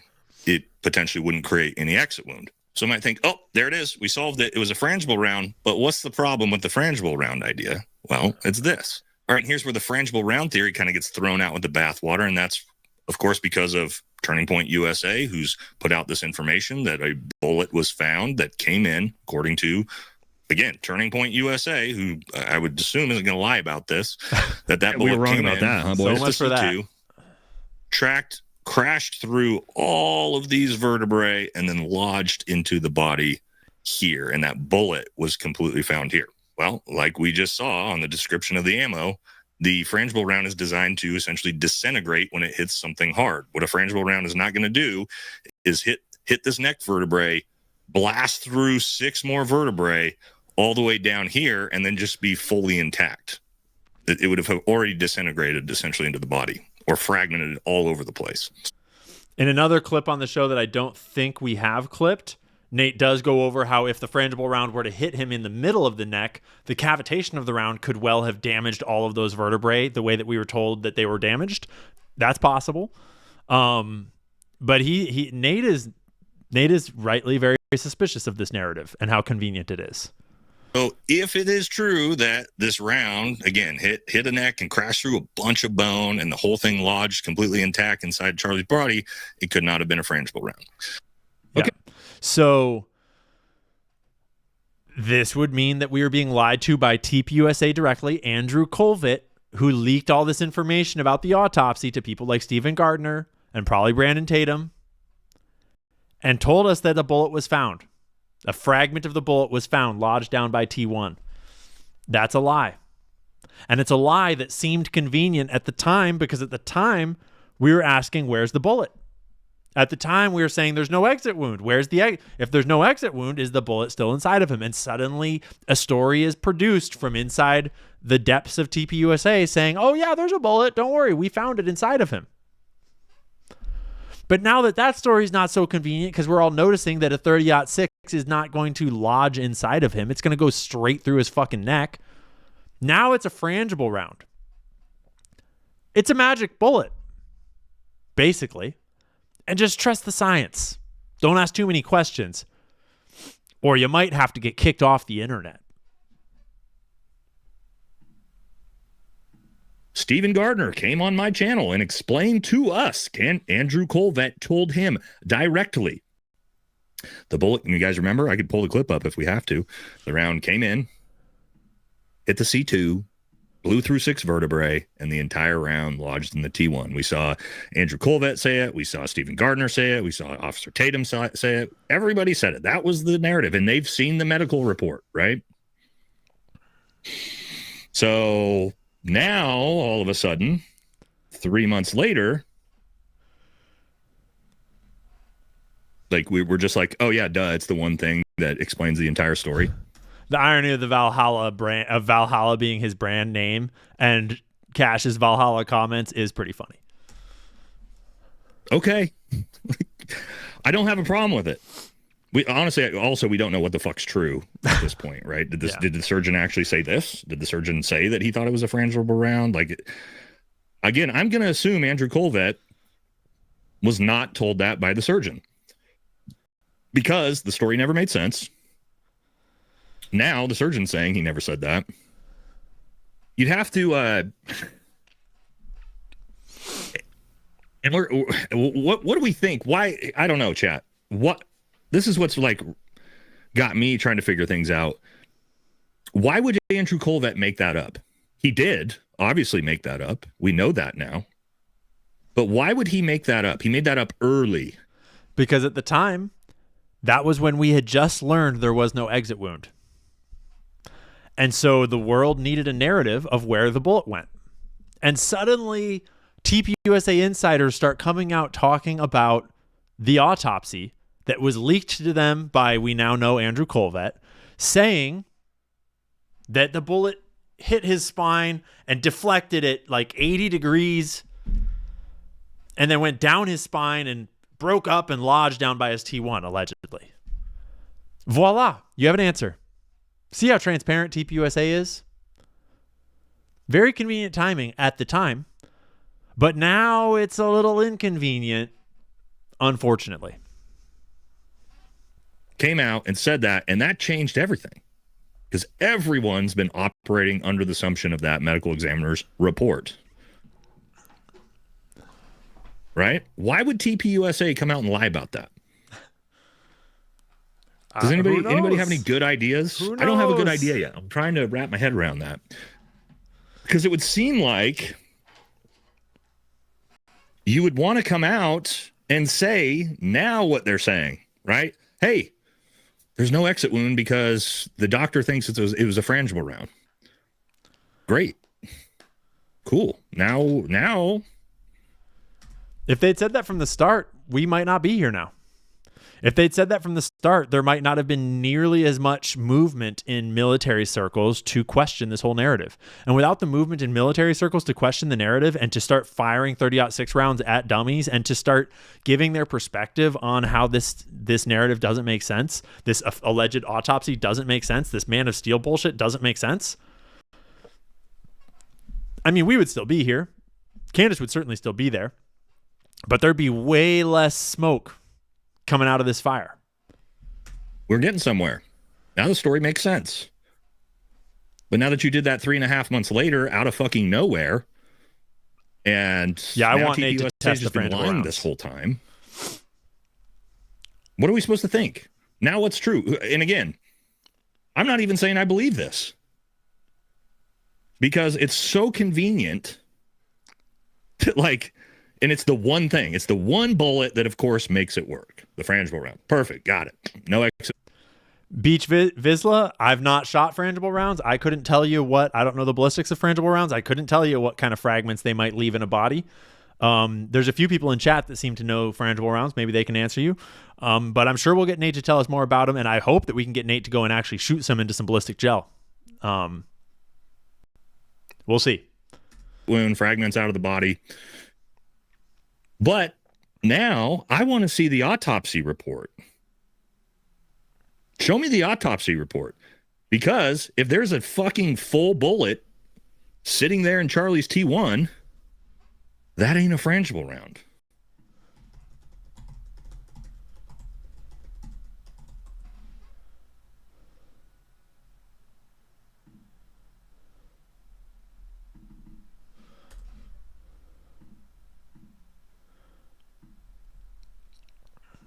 Let's look it up. This is a 223 51 grain frangible. Boom. And again, this didn't hit anything hard. It just hit the ballistic gel. So this would be if it just hit flesh, no bone. Ballistic gel shots are so crazy to watch. They are so trippy. High-speed ballistic gel shots. See, what I want to see is I want to see an impact inside a ballistic gel with a hard object inside of it, which is a much more specialized test. Because this is the kind of fragmentation you get just hitting flesh-like substance, ballistic gel.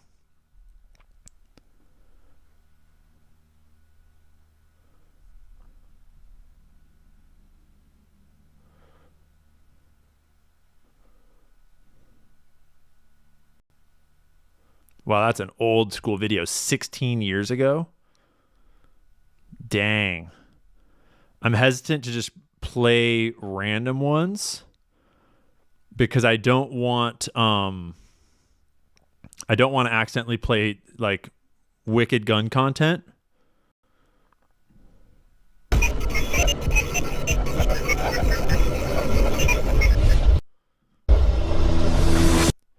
Or content with music that's going to be copyright. One expanding round was... Yeah, music. But I think they're going to visualize it for you.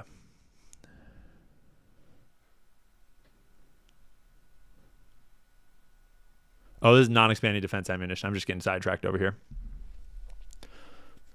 My bad. We'll watch one more. Music.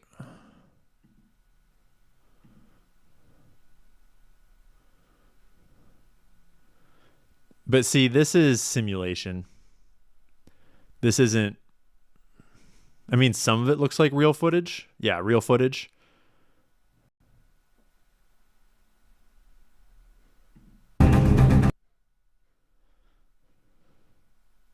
With their music. But see, it turns into like powder, essentially. So I don't know, maybe there still could be fragments found in Charlie's body. Nate doesn't seem to represent it that way. I'm not the expert. Who knows? Who knows?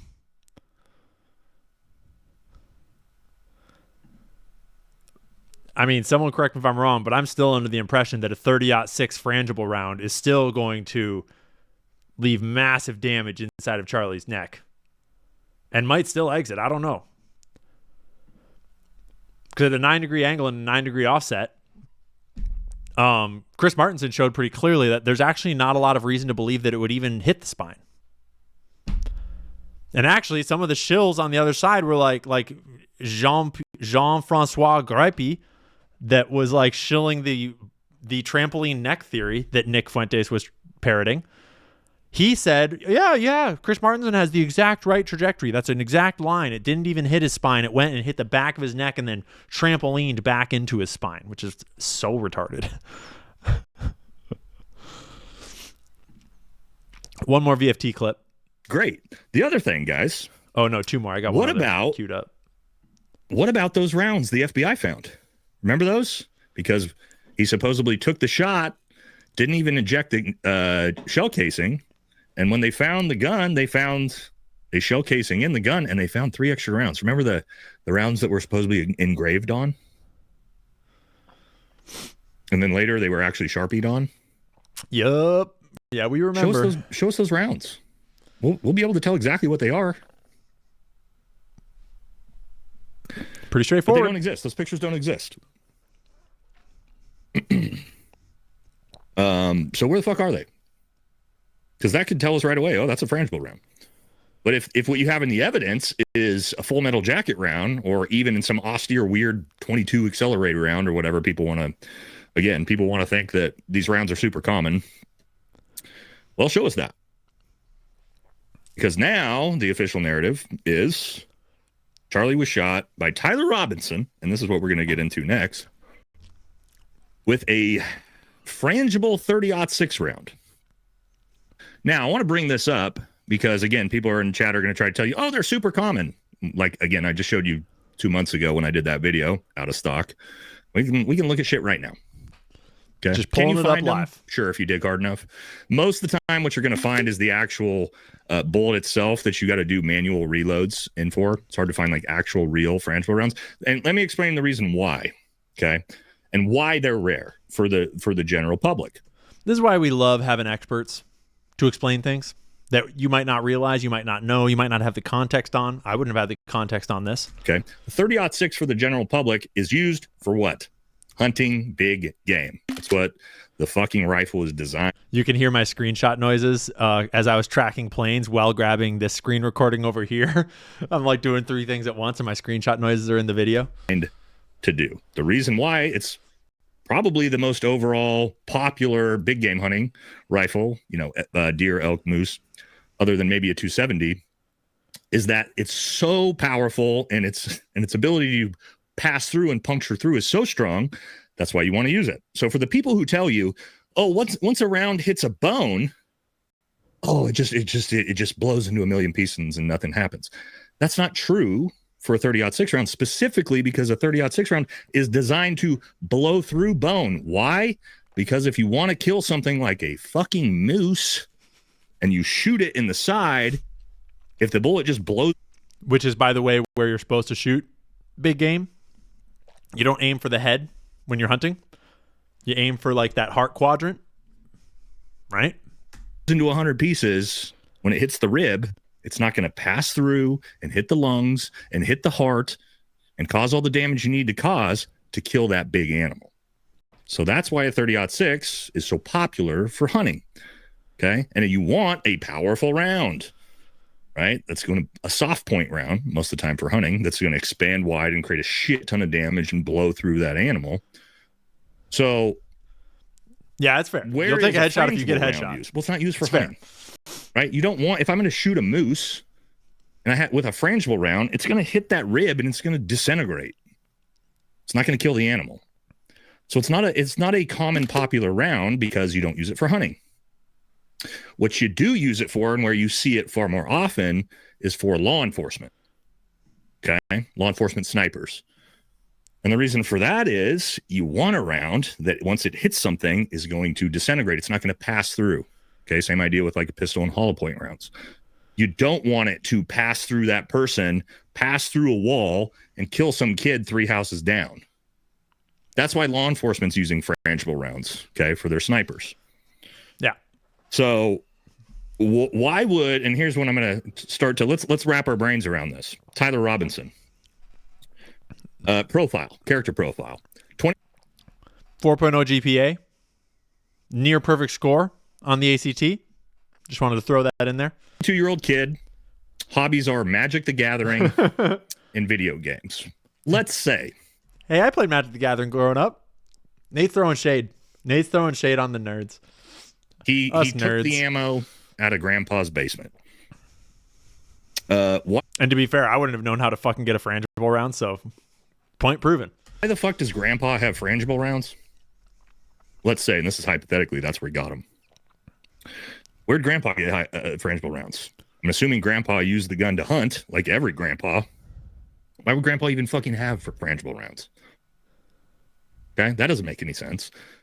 And then Tyler Robinson. Why would Tyler Robinson go out of his way to specifically, and again, I looked around town. I looked at every gun store around town when I was going to go do my ballistics test because I wanted to find some frangible rounds just to do the testing for it. Bingo. 0 places sold them. Tried to find them online. Very, very difficult. Couldn't get my hands on them. So why would Tyler Robinson spend all this time, again, 22-year-old kid, hobbies are video games, Magic the Gathering, barely has ever hunted or used firearms. Why is he trying to track down 30-06 frangible rounds on some austere, weird website when he could just buy Full Metal Jacket rounds from fucking Walmart? None of that makes sense. When his goal is to kill the target, doesn't care about collateral damage, presumably. Unless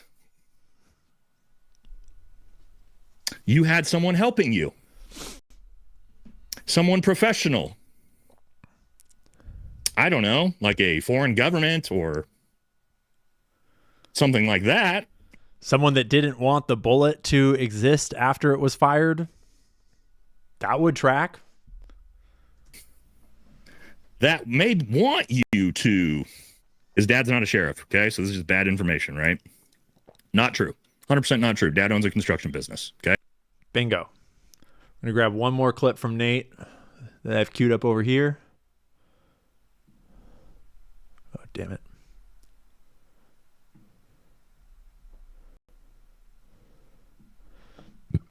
Again, I don't know. We just don't have the answers. Are there unspent rounds in the mag? Also frags. three unspent rounds. Plus also a cartridge that they left in because it's bolt action. So he didn't actually eject the round on the roof. So that was still left in the gun. So actually 3 rounds plus the shell of 1 round, according to the FBI. Isn't that funny, guys? Isn't it funny how we've seen, initially we saw everything out of the FBI, like tweets. They couldn't step on their own dick fast enough to tell us, we got him, we don't got him, we got him, we don't got him. Here's the gun. Yeah. Maybe that's not the gun. Oh, but his dad turned him in. Just kidding. His dad didn't turn him in. It was the family friend sheriff. All of that stuff they constantly threw at us as fast as possible. But when it came to the rounds, they just told us that they found rounds engraved. And they just told us what it was said on the rounds. But they didn't actually show us a picture of the rounds. Nope. Isn't that odd? Yeah. Oh, 30-06 in these skinny jeans. We can see that. Okay, obviously. And then we see here. Skinny jeans. These are tight-ass jeans. There is no 30-06 in these jeans. What a lot of people try to say is, oh, well, he had it up the back here. Oh, my God. Yeah, you can bring one of those in here. Or bring him in here. His girl's bringing in his 30-06. Oh. Is that what's happening? My wife just, like, hold on, bring him in here. Let me show everybody. Look what my wife just brought in. Oh. We got sorry, we got a little sidetracked. Yeah, we got a little sidetracked. So, ain't that interesting? And we're still going to get to stuff about Erica Kirk's background here in a minute. But first, I want to go to some more expert testimony that came in just recently that Nate brought to our attention. Nate referenced this in his stream last night, but if you haven't gone and seen the whole podcast, it's very worth the watch. And this section about Charlie Kirk is especially relevant. So this is Mike Glover, not him, the guy he's interviewing, is Mike Glover, ex-Green Beret sniper. Specifically sniper. The investigation and kind of picking apart some of from a shooter standpoint and an investigation standpoint, I guess just broadly speaking, what is your take on that across the board, really? I mean, from the narrative that's being fed from the FBI to the public to, the concreting over the shooting site not long afterwards and the videos that we've seen, and just from a sniper's perspective, kind of what is your take overall of the entire thing? A lot of it stinks, and I don't like it. There are technical things that 100% I could speak from a position of expertise and authority. Yeah, so Mike Glover served as a sniper during his 18-year career in the U.S. Army Special Forces, where he held roles such as weapons specialist, assaulter, reconnaissance team sergeant, and joint terminal air control. He was deployed to combat zones 14 to 15 times, including multiple rotations in Iraq and Afghanistan. So, bro knows what he's talking about.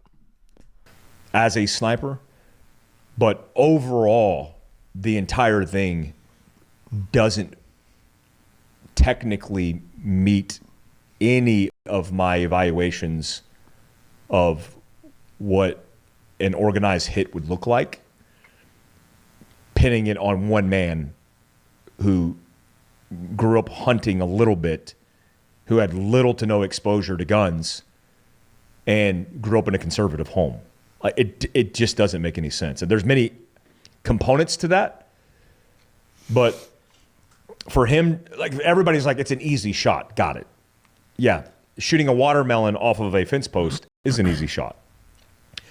Shooting a man under a tent in front of thousands of people, knowing that you could get shot and killed yourself, compromised, even for trained operators, is a lot of pressure. Not that we couldn't work through that pressure, because we do that, but for a civilian with no understanding of stress inoculation, of training methodology, planning sequences to be able to execute that alone,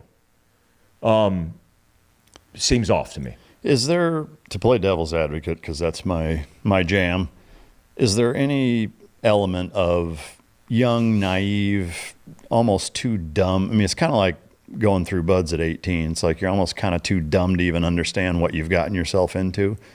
Do you think that there's any element of that that's even possible, that like it just didn't even register that what he was doing was so profoundly significant historically and evil and what have you, that it was just not impulsive, because obviously there's a level of planning that needs to take place, but just from a mindset standpoint, that could possibly be a factor? Yeah, for sure. But even in the analogy you used, in buds, you don't have to be super technical. You just need to survive, right? You need to get through it. When you look at this situation, even breaking it down into an op, and just cut out planning, just do infill, actions on, and exfil. Even with 2 weeks to plan it, although we have testimony from students at the campus that they saw someone on the roof. I don't know if we have any clarity on whether they looked like Tyler Robinson or not.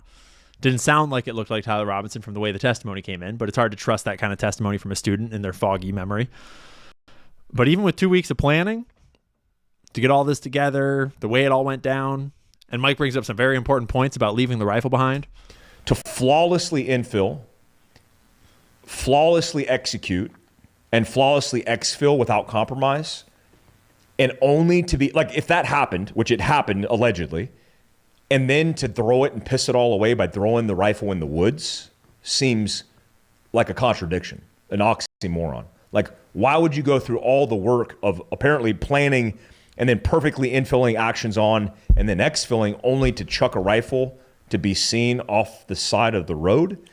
And now, do I think he's a psychopath? For sure. It typically takes that kind of personality to be unaffected. Either to go get some chicken nuggies at Dairy Queen a few hours later, maybe. Have to be a trained operator or a psychopath. Or both. Or both. It's a blurry line there. To effectively pull something off like that. But I also think for people to operate like that in their own little world without help, and you could take the Trump assassination, attempted Trump's assassination as well as an example, would be super unlikely. I mean, the biggest controversy is obviously the JFK assassination. To think that Oswald alone was a lone gunman with no help and coordination after he travels to Russia. Like, what? Like, so I'm afraid the further away we get from it, every day that we get away from it, the more it becomes a conspiracy and the less it becomes confirmable. And I just think it's ass backwards. Yeah, it is ass backwards. And we're going to drop in here real quick with Candace to remind ourselves what she said about allegedly how the rifle was found. And it's interesting to me because I went to the place where the rifle was allegedly found, and I've stood there. I have footage of it. I've seen the place where the rifle was found, allegedly. And this is interesting. You know, I love details. I'm a detail-oriented person, and these ones are fun and curious, okay? So the story goes, you remember the story goes that the police officers found the gun in a wooded area. Now, immediately. And I've heard this same exact allegation from other people's other law enforcement sources from on the ground in Utah, not through Candace Owens in the past. Not in quite so much detail before. And let's release the bomb dogs in that exact area where ultimately the gun is going to later be discovered. So she alleges that her sources in law enforcement there tell her that they canvassed the area completely and swept it and didn't find the gun. And then they released the bomb dogs to look for the gun. The bomb dogs didn't turn up with anything. And here is why that fact alone is remarkably suspicious, according to the police officers that were involved. According to the police officers that were involved. She's not making that up. She very much has spoken to law enforcement there to tell her this story. And she explains how dogs are the most advanced technology, I'm sure you've seen it, at finding things like gunpowder, trace residue of explosions. And came up dry. Until, fast forward, so many miracles in this story, fast forward to when the feds arrive after the dogs fail to the corner with you dogs, and the feds are here. The federal officers are going around and asking officers weird questions like, oh, how long have you been on the police force?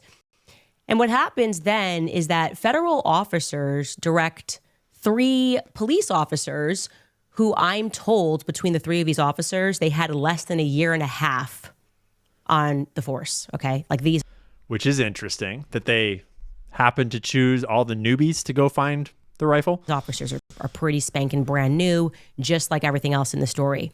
And the federal officers specifically direct them, check again over yonder. Check again yonder, right over there, because I just don't trust that super high-grade technology of a dog's nose that we have. And you, sir, you 3, go and see if there could be something over there. We can't trust those 100,000 times stronger noses. You're human. Take on the task. And guys, you're not going to believe me. The nose that's trained to pick up gunpowder, explosive, combustible material, they get an F. But lo and behold, these police officers, bam, there it is, the gun. We've got the weapon. Woo! There's no cheating here. We nailed it. We might as well get rid of these dogs, right? It's completely useless to have these dogs around. Yeah. So that's pretty freaking interesting. That's quite the allegation. Unconfirmed. I don't know how, I can't confirm it. But that's pretty suspicious. And today, actually, I should pull this up. Today, Liz Wheeler, Zio Shill, was on X talking about how Candace Owens acts like nobody who thinks Tyler Robinson is guilty is basing it solely only on the text message chain. She neglects to mention the strongest evidence against Tyler Robinson is Robinson's DNA linking him to Charlie's murder. DNA consistent with Robinson's was found on the trigger, other parts of the rifle, the fired cartridge casing, 2 of the 3 unfired cartridges, and the towel, all of which are in the gun package, which allegedly was planted. That's what that allegation was, is that the rifle was planted, obviously. Very convenient. Very convenient. It's no mystery why Tyler Robinson's personal weapon would have a little bit of his DNA on it. It's no mystery why Tyler Robinson's towel would have his own DNA on it. Now, the bullets and the casings, that might be, that is suspicious. That's interesting. Maybe he was actually engraving or drawing on bullets. That would be pretty suspicious. And that would lend credibility to Tyler Robinson being involved in this shooting. But it feels pretty sloppy to me. It feels pretty Fed sloppy to me. So let's check back in with Mike Glover, because boy, does Mike have some allegations, some new allegations. And I could say this. The day after, I talked to a high-level CIA official. Very high. And he told me, I don't even know if I should say it. I think you should absolutely say it. He told me say it that the FBI is not cooperating with him. Chat thinks it's Joe Kent. Could be. I don't know if Joe Kent is technically CIA right now. I think technically he's ATF. And or is he deputy? He is trying to corroborate potential foreign influence and was getting blocked out of every opportunity to confirm or deny that. And it was written off as no foreign influence. Joe Kent is National Counterterrorism Director. I don't know if that counts as CIA. Less than 48 hours in. And this guy has access to the President of the United States. Let's say this one more time. Operating with him. And he is trying to corroborate potential foreign influence and was getting blocked out of every opportunity to confirm or deny that. And it was written off as no foreign influence less than 48 hours in. And this guy has access to the President of the United States. And so for that to be said from the guy and asking me if I had anybody that I knew on the inside to be able to get information because he wasn't allowed to access it, I'm like, why are you calling me? Isn't that wild? High-level CIA, one of the top people at CIA, is calling up retired Green Berets, asking them if they have intel because he's not allowed to get intel. And this is just days after the shooting, which also confirms that right after the shooting, I've heard this from so many directions and so many good sources, that right after the shooting, tons of people high up in the Trump administration, in the intelligence apparatus, immediately said the suspect is foreign governments. And we all know which ones. That has been reported from so many directions that suspicion dropped into everyone's smart's minds at places like CIA, counterterrorism, DOJ, whatever. And this corroborates that. But it also adds that the FBI was blocking all of that. Tells me everything that I need to know. Well, so to me, here's where I don't understand that is that you have, Trump's hand-picked guy running the FBI, right? And so if this guy has access to Trump also, isn't that at odds? Like why would the FBI being, headed by Trump's hand-picked guy not be cooperating with somebody who also has access to Trump? Like where is the conflict? That's the first question I ask, and what I got was, God, ought to be fine. Says the guy. Oh, yeah. Says the guy on the other side of the fucking interview. What I was told was the guy's already bought.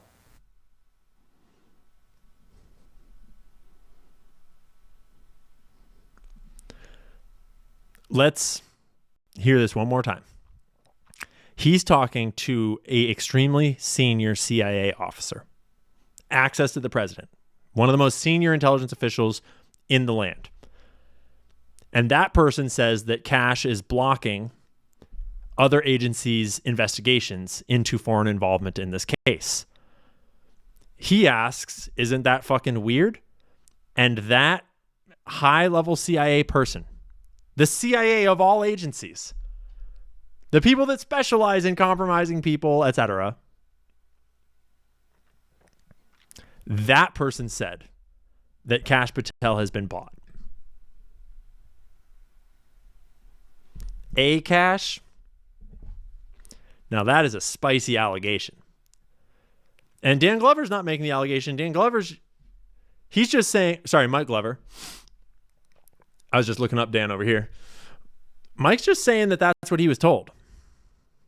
He's just sharing his anonymous source.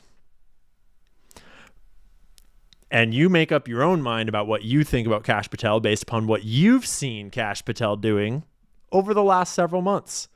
What you've seen Cash Patel doing around the Epstein files. But don't criticize his girlfriend, Alexis Wilkins, or you might get sued by Cash's lawyers, weirdly enough. And which guy's already bought? The FBI. by somebody outside of the president? Don't know who that is, but basically he's Probably Madagascar. I mean, if you look at what Cash has done, he's basically an eternal Madagascar shill. I bet he's covering everything up for Madagascar. Don't you? already been so heavily influenced by outsiders that it's a very good question that you would have a hand-picked cabinet member from the DOJ, the head of the FBI, and then a hand-picked cabinet member for an intelligence organization not being able to interoperate together. Why would you block them out? Well, one, if you were trying to compete with them and you wanted to be the person that was positioning your organization to be above the rest, like why would we need the CIA? Because the FBI runs the show. This is a domestic terrorist threat. But have you confirmed or denied that there's any foreign influence? Yeah, we did that. How can you do that in 48 hours? You can't do that, is the answer, in 48 hours. So it's either external influence or a combination of that and protecting your organization because you are the show. And on game day, as it was advertised, again, in post press conferences, they did everything right. Yeah. We have a podcaster running the FBI. Totally uncompromised podcaster running the FBI. Totally straight and narrow. It's going great. Epstein totally killed himself. Never even trafficked anyone to anyone. Why would you even think otherwise? Are you anti-Semitic? Or did they? I mean, I don't know the answer to that, but what I do know is when the CIA is getting blocked out of even investigating foreign influence days after it happened without a proper investigation or without even cooperation with a proper investigation, that is a massive problem. Agreed. And I guess, you know, if I'm in your shoes and I'm speaking with this higher up CIA guy that's telling me this, but who also has access to the president, the way my mind immediately, or where my mind immediately goes, is why wouldn't you tell the president then that that's taking place? And maybe he has, but if he has, and the president isn't either A, doing something about it or making coordination happen, to me, you can deductively reason then that would imply that the president has a part in it too, no? I mean, or am I missing something? Bro is asking the right fucking questions. Well, I think what I've gotten so far, and this has been a culmination of... Someone in the chat asked, who's the podcaster? It is Mike Ritland, the Mic Drop podcast. It's two mics sitting down. It's Mike Ritland and Mike Glover. Drop a subscribe on him and support this work. Gabbard and many other people, including Sarah Adams and Khalid, these intel experts that focus on understanding what's going on. The rest of this clip actually is not as relevant, so we're going to skip to this one.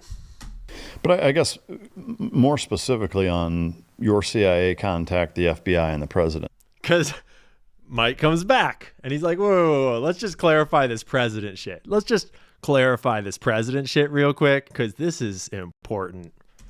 I guess if you can help me understand. I think they tried. I think he tried. Well, so again, nobody's listening. Well, I mean, but doesn't that tell you quite a bit, though? Tells me a lot. You know, it's like, so then wouldn't the president either know something or have some involvement? Again, just deductive reasoning. It's like, well, if you tell somebody there's a problem and nothing changes, why would nothing change? I haven't actually watched this clip yet, but I bet it's relevant. I'd bet it's a good time to watch this clip that my boys sent over. Recognize the Israeli sovereignty over the Golan Heights.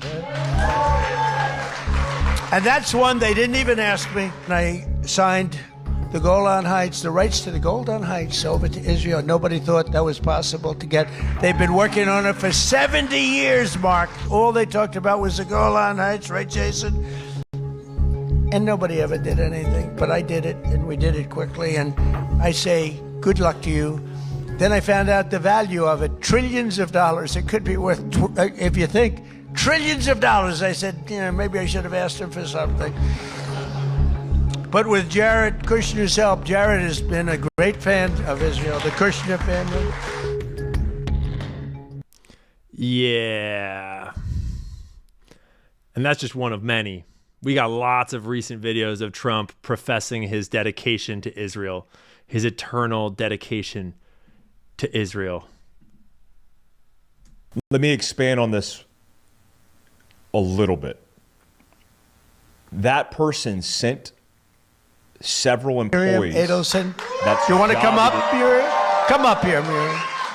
Sorry, I just couldn't help myself. Miriam gave my campaign, indirectly and directly, $250 million. She was number one. When somebody can give you $250 million, I think that we should give her the opportunity to say hello. And Miriam, make it quick, because $250 million is not what it used to be. Okay? That's so funny. Oh my gosh, what a funny joke, you Incredible fucking woman. asshole. With a great husband, a man that loved Israel. Yeah. Totally American interests, right? Totally American interests. Dual loyalty? Don't ask that question. Don't even talk about dual loyalty, you fucking racist. You anti-Semites. Is to analyze, assess, and investigate that information in which they have access to. They sent them from D.C. to Provo, Orem, Utah, 30 minutes down the canyon from my house, and all of them were denied access and told to turn around and get back on the plane and fly away. So it wasn't just words and blockading or ignoring phone calls.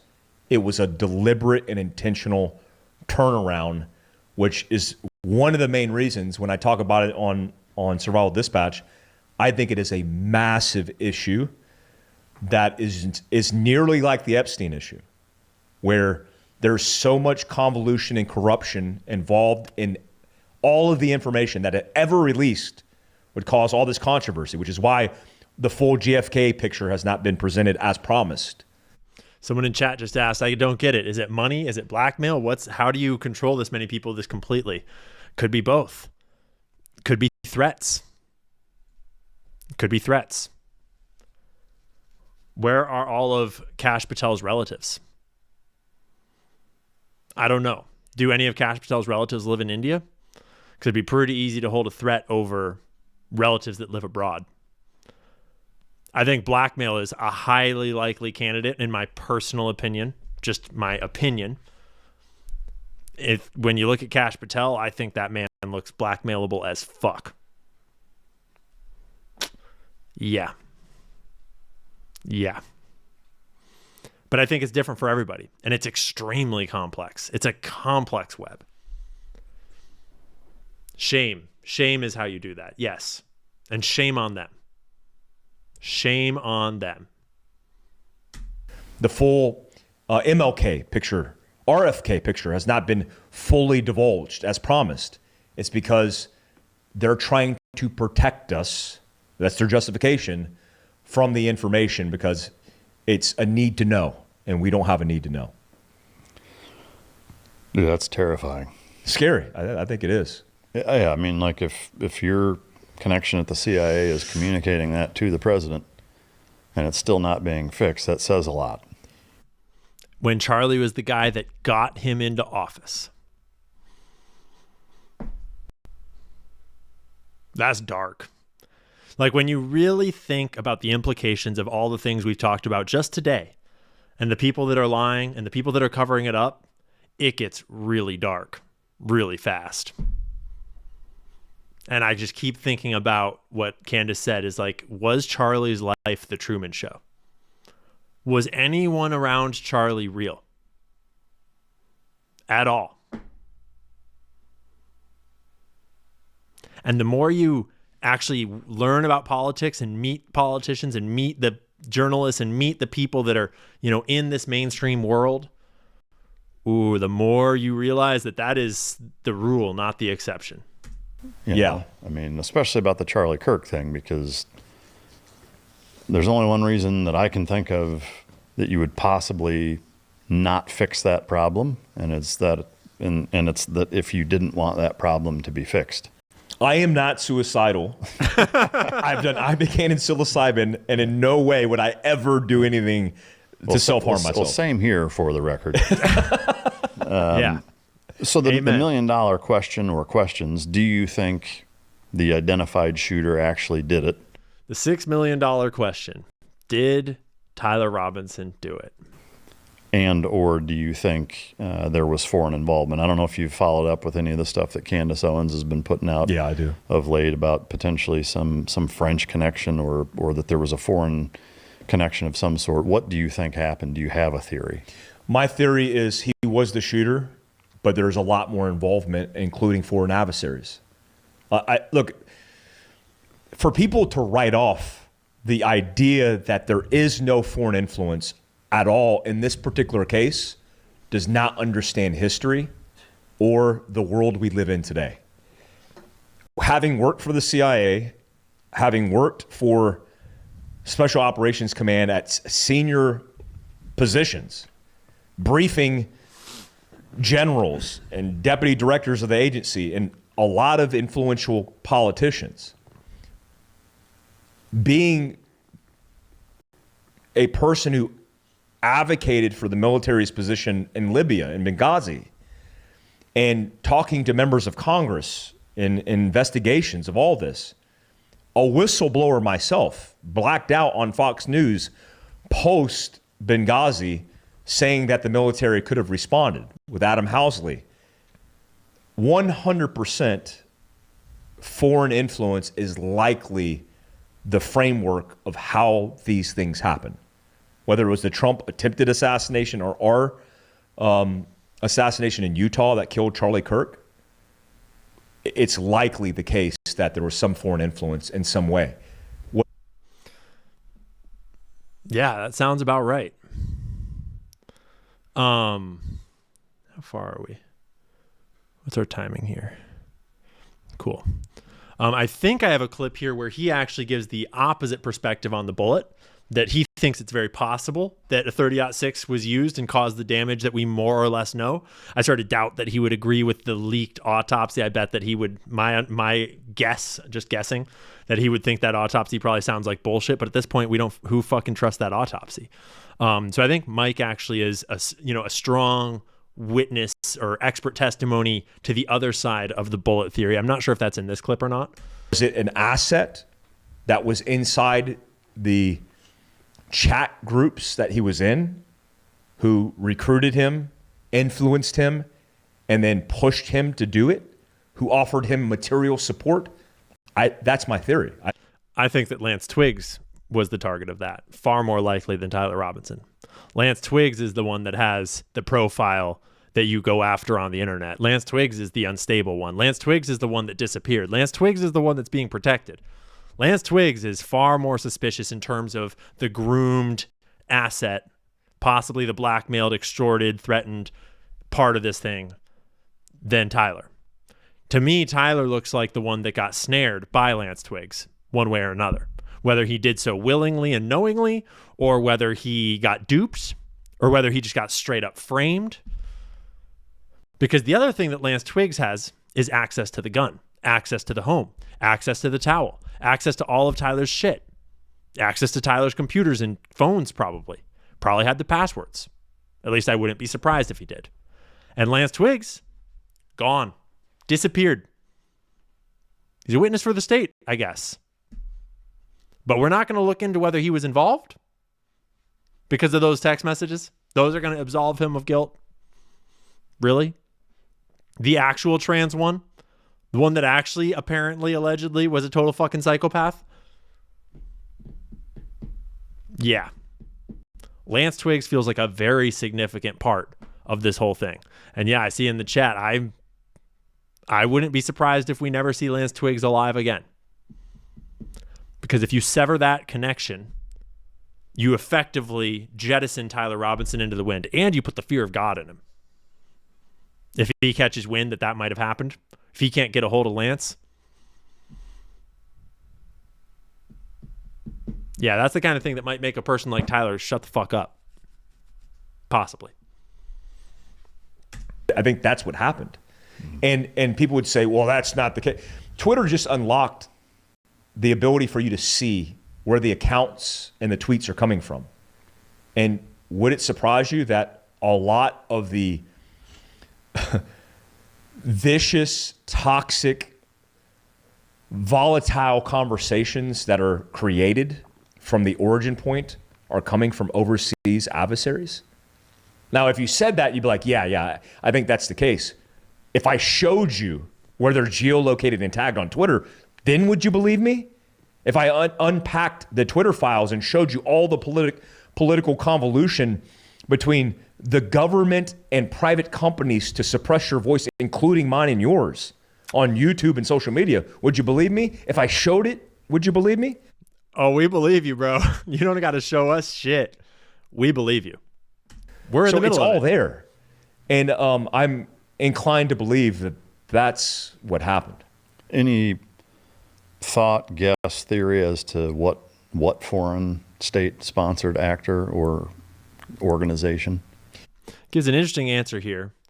And I don't know if his answer is him trying to not just say Israel, or if it's his like legitimate full-on answer, because a lot of times military guys have a much more broad perspective on global threat profiles of big nations, and through their experience in the military often, are more aware of these big nations' threat profiles and are more willing to see them as adversaries because they lived through a long experience of sort of the military posture towards those adversaries. But this is an interesting answer that's not what I would have expected if he's been following the story. I think, and we know this for a fact, that Russia, China, North Korea, and Iran are closer in talking, engaging, and working together than ever before in history. But I didn't want to cut off his answer and like cherry pick it to only show clips that support my narrative. I wanted to show his clip here and his perspective on this. But I'm sorry, man. Like, you think Russia, Iran, all of them were trying to kill Charlie Kirk?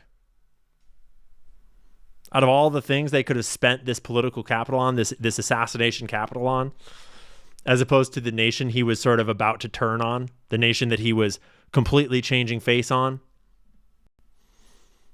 The one that had offered to take him to the next level and he turned them down. The one that he most certainly had all sorts of dirt on. Dang, Stacy, thanks for the subs. A lot of that because of the severing of diplomatic ties under the Biden administration. I think it's everything they do. I think they have a joint task force. And I can't prove this. I haven't had intel that reports this, but I believe if you're the bad guy, if you're the adversary, you work together. And that statement is exactly true for the deep state. The global Western deep state of deep, entrenched pieces of the CIA, the NSA, the FBI, Mossad, other Israeli intelligence services, 8200, private assets scattered all around the globe that work with these dark elements of those groups. I bet that Saudi intelligence has been in and out of there over the years. I bet there's a number of other nations and agencies in sort of splintered factions within the intelligence apparatus of a lot of the big nations, France, that are probably in that sort of deep state networking, decentralized, organized criminal cabal of permanent stateless governance. And when you work together, you have a combined joint task force that puts all your resources together and you tackle it. And their strategic plan at the table is to burn America to the ground from the inside. And they're doing a really good job at doing it. Troubling times in the kingdom. Troubling times in the kingdom. Yeah. So I think that we're going to let that sit for Mike. And we're going to lastly revisit our girl Erica. Back where this all started, with Candace talking to Erica and trying to unpack why would Candace take this posture with Erica? Was she bought out? Was she compromised? No, she wasn't. And she watches all this reporting. It's just not her place to do it. She doesn't have the positioning and posturing to investigate Erica like this, and she's very wise not to. For that matter, I've not been super critical of Erica either, because I don't know what the truth is, and I've got other things to pay attention to and to dig into, and everyone's noticing this kind of stuff. This stuff is coming out one way or another. You can't hide this kind of shit.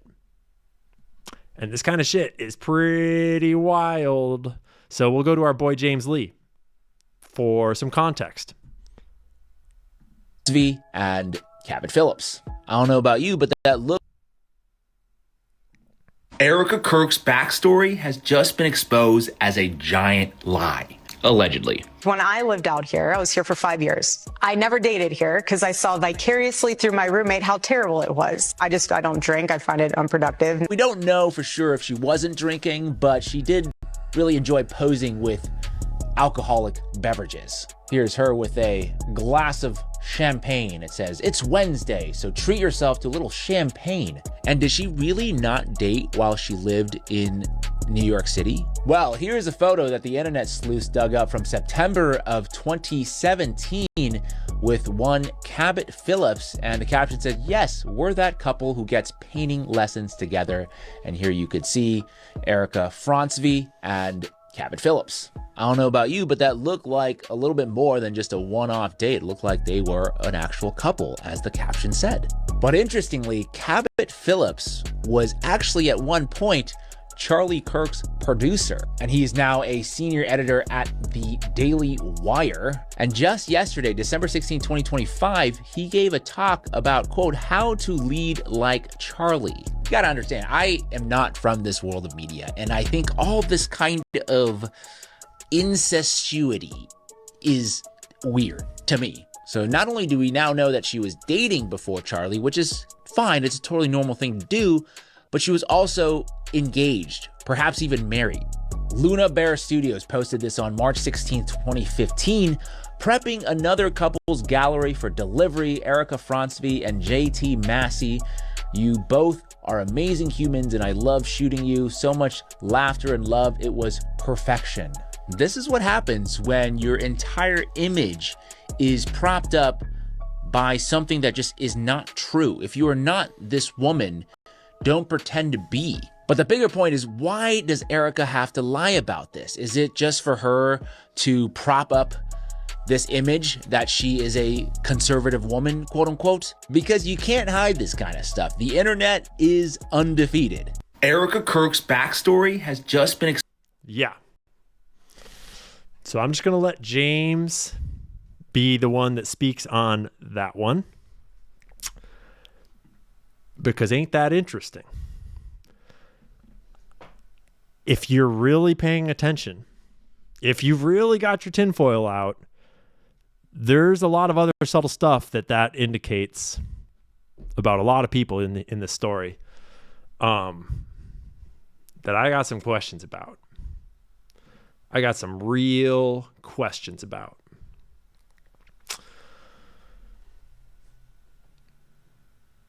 But the internet's just doing its thing. We're just asking questions. And every new thing that gets put on the record adds to the ledger of statements of fact, of potential lies, of potential obfuscation. And every day to me, it looks more and more like a cover-up. And the response, the media response, the influencer response to that cover-up, to push that cover-up, to shame people that are asking questions, to shame journalists for doing journalism, it just gets more and more obvious every day.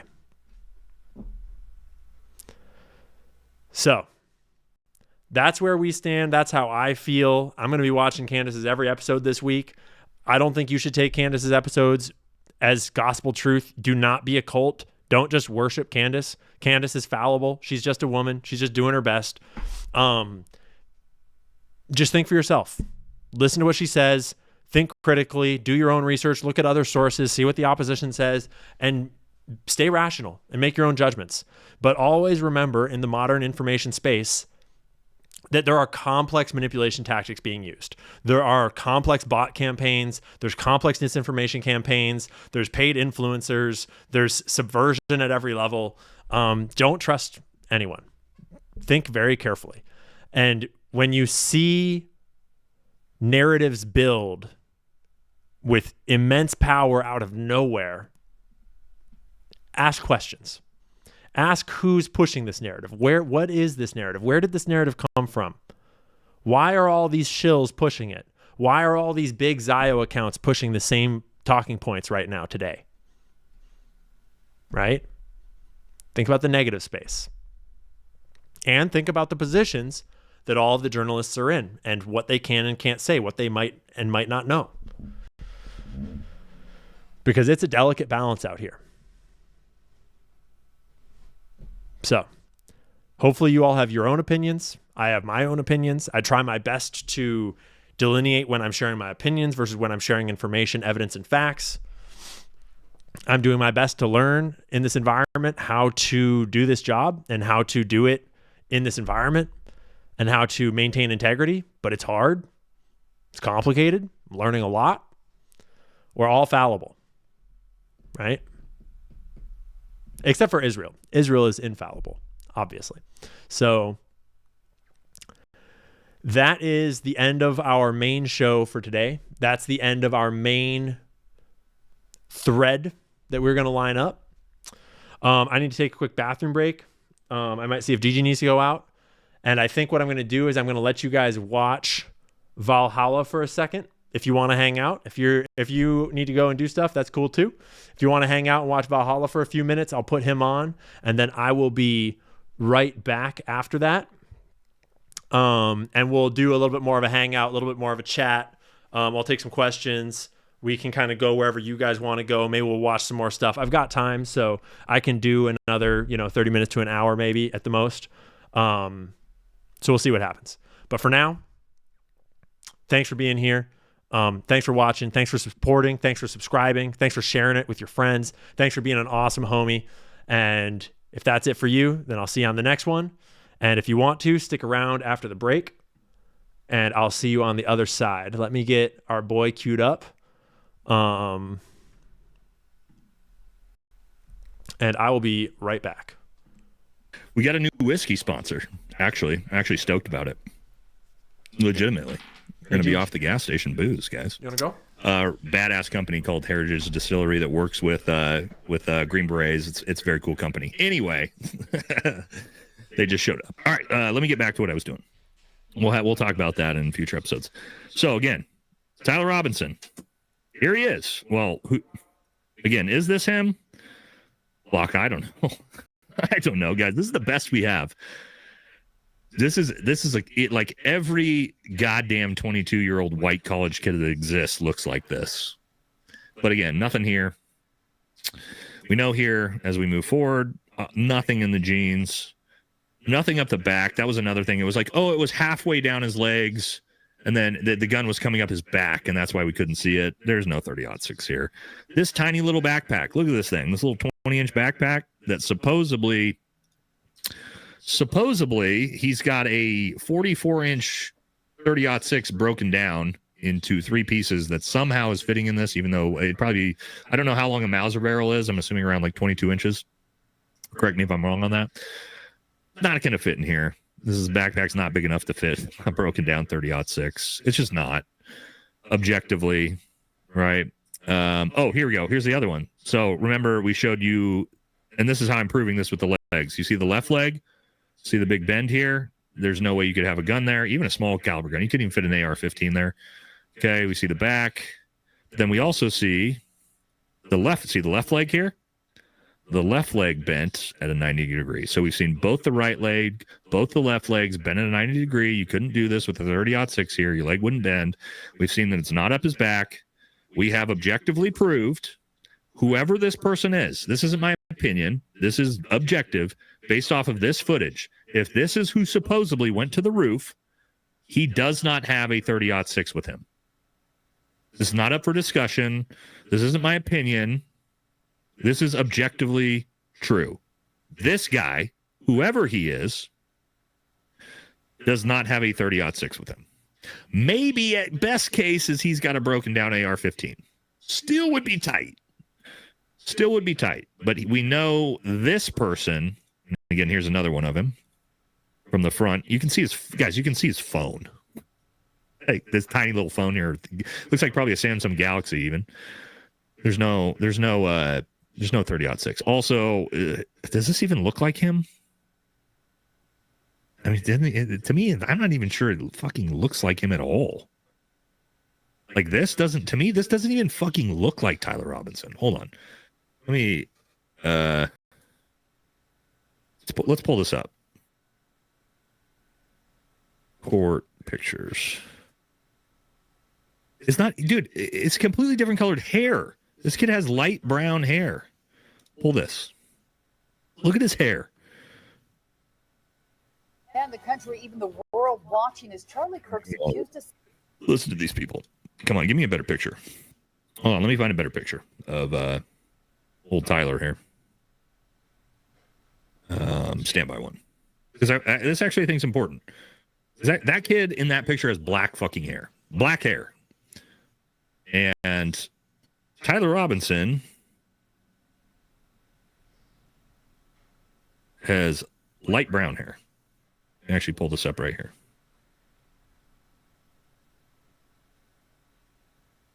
God damn it, they're all fucking videos. I don't want videos. I want pictures. Hold on, let's do this. Is that going to do it? Okay, here we go. So this is Tyler Robinson. This dude has light brown hair. Okay. Now let's go back to the picture of the dude we just saw. Whoever this guy is. Yup, Nate. That's a good point. This dude has black hair. Legitimately. Awkward. And this is good enough. I can see the pigmentation color of his skin. So, remember to drink water, eat healthy food, do healthy things for yourself, tell people you love them, be nice, be the kind of person that you'd want your nation to be made out of. And all together, we'll hopefully pull this shit back out from hell and hopefully at least fix the world a little bit for our kids. So I appreciate you all for being here, and I'll catch you guys on the next one. Conspiracy theories are entering a dangerous Information is the oxygen of a democracy. There's so much evidence out there that even if less than 1% is true, that would be enough to collapse the current paradigm and change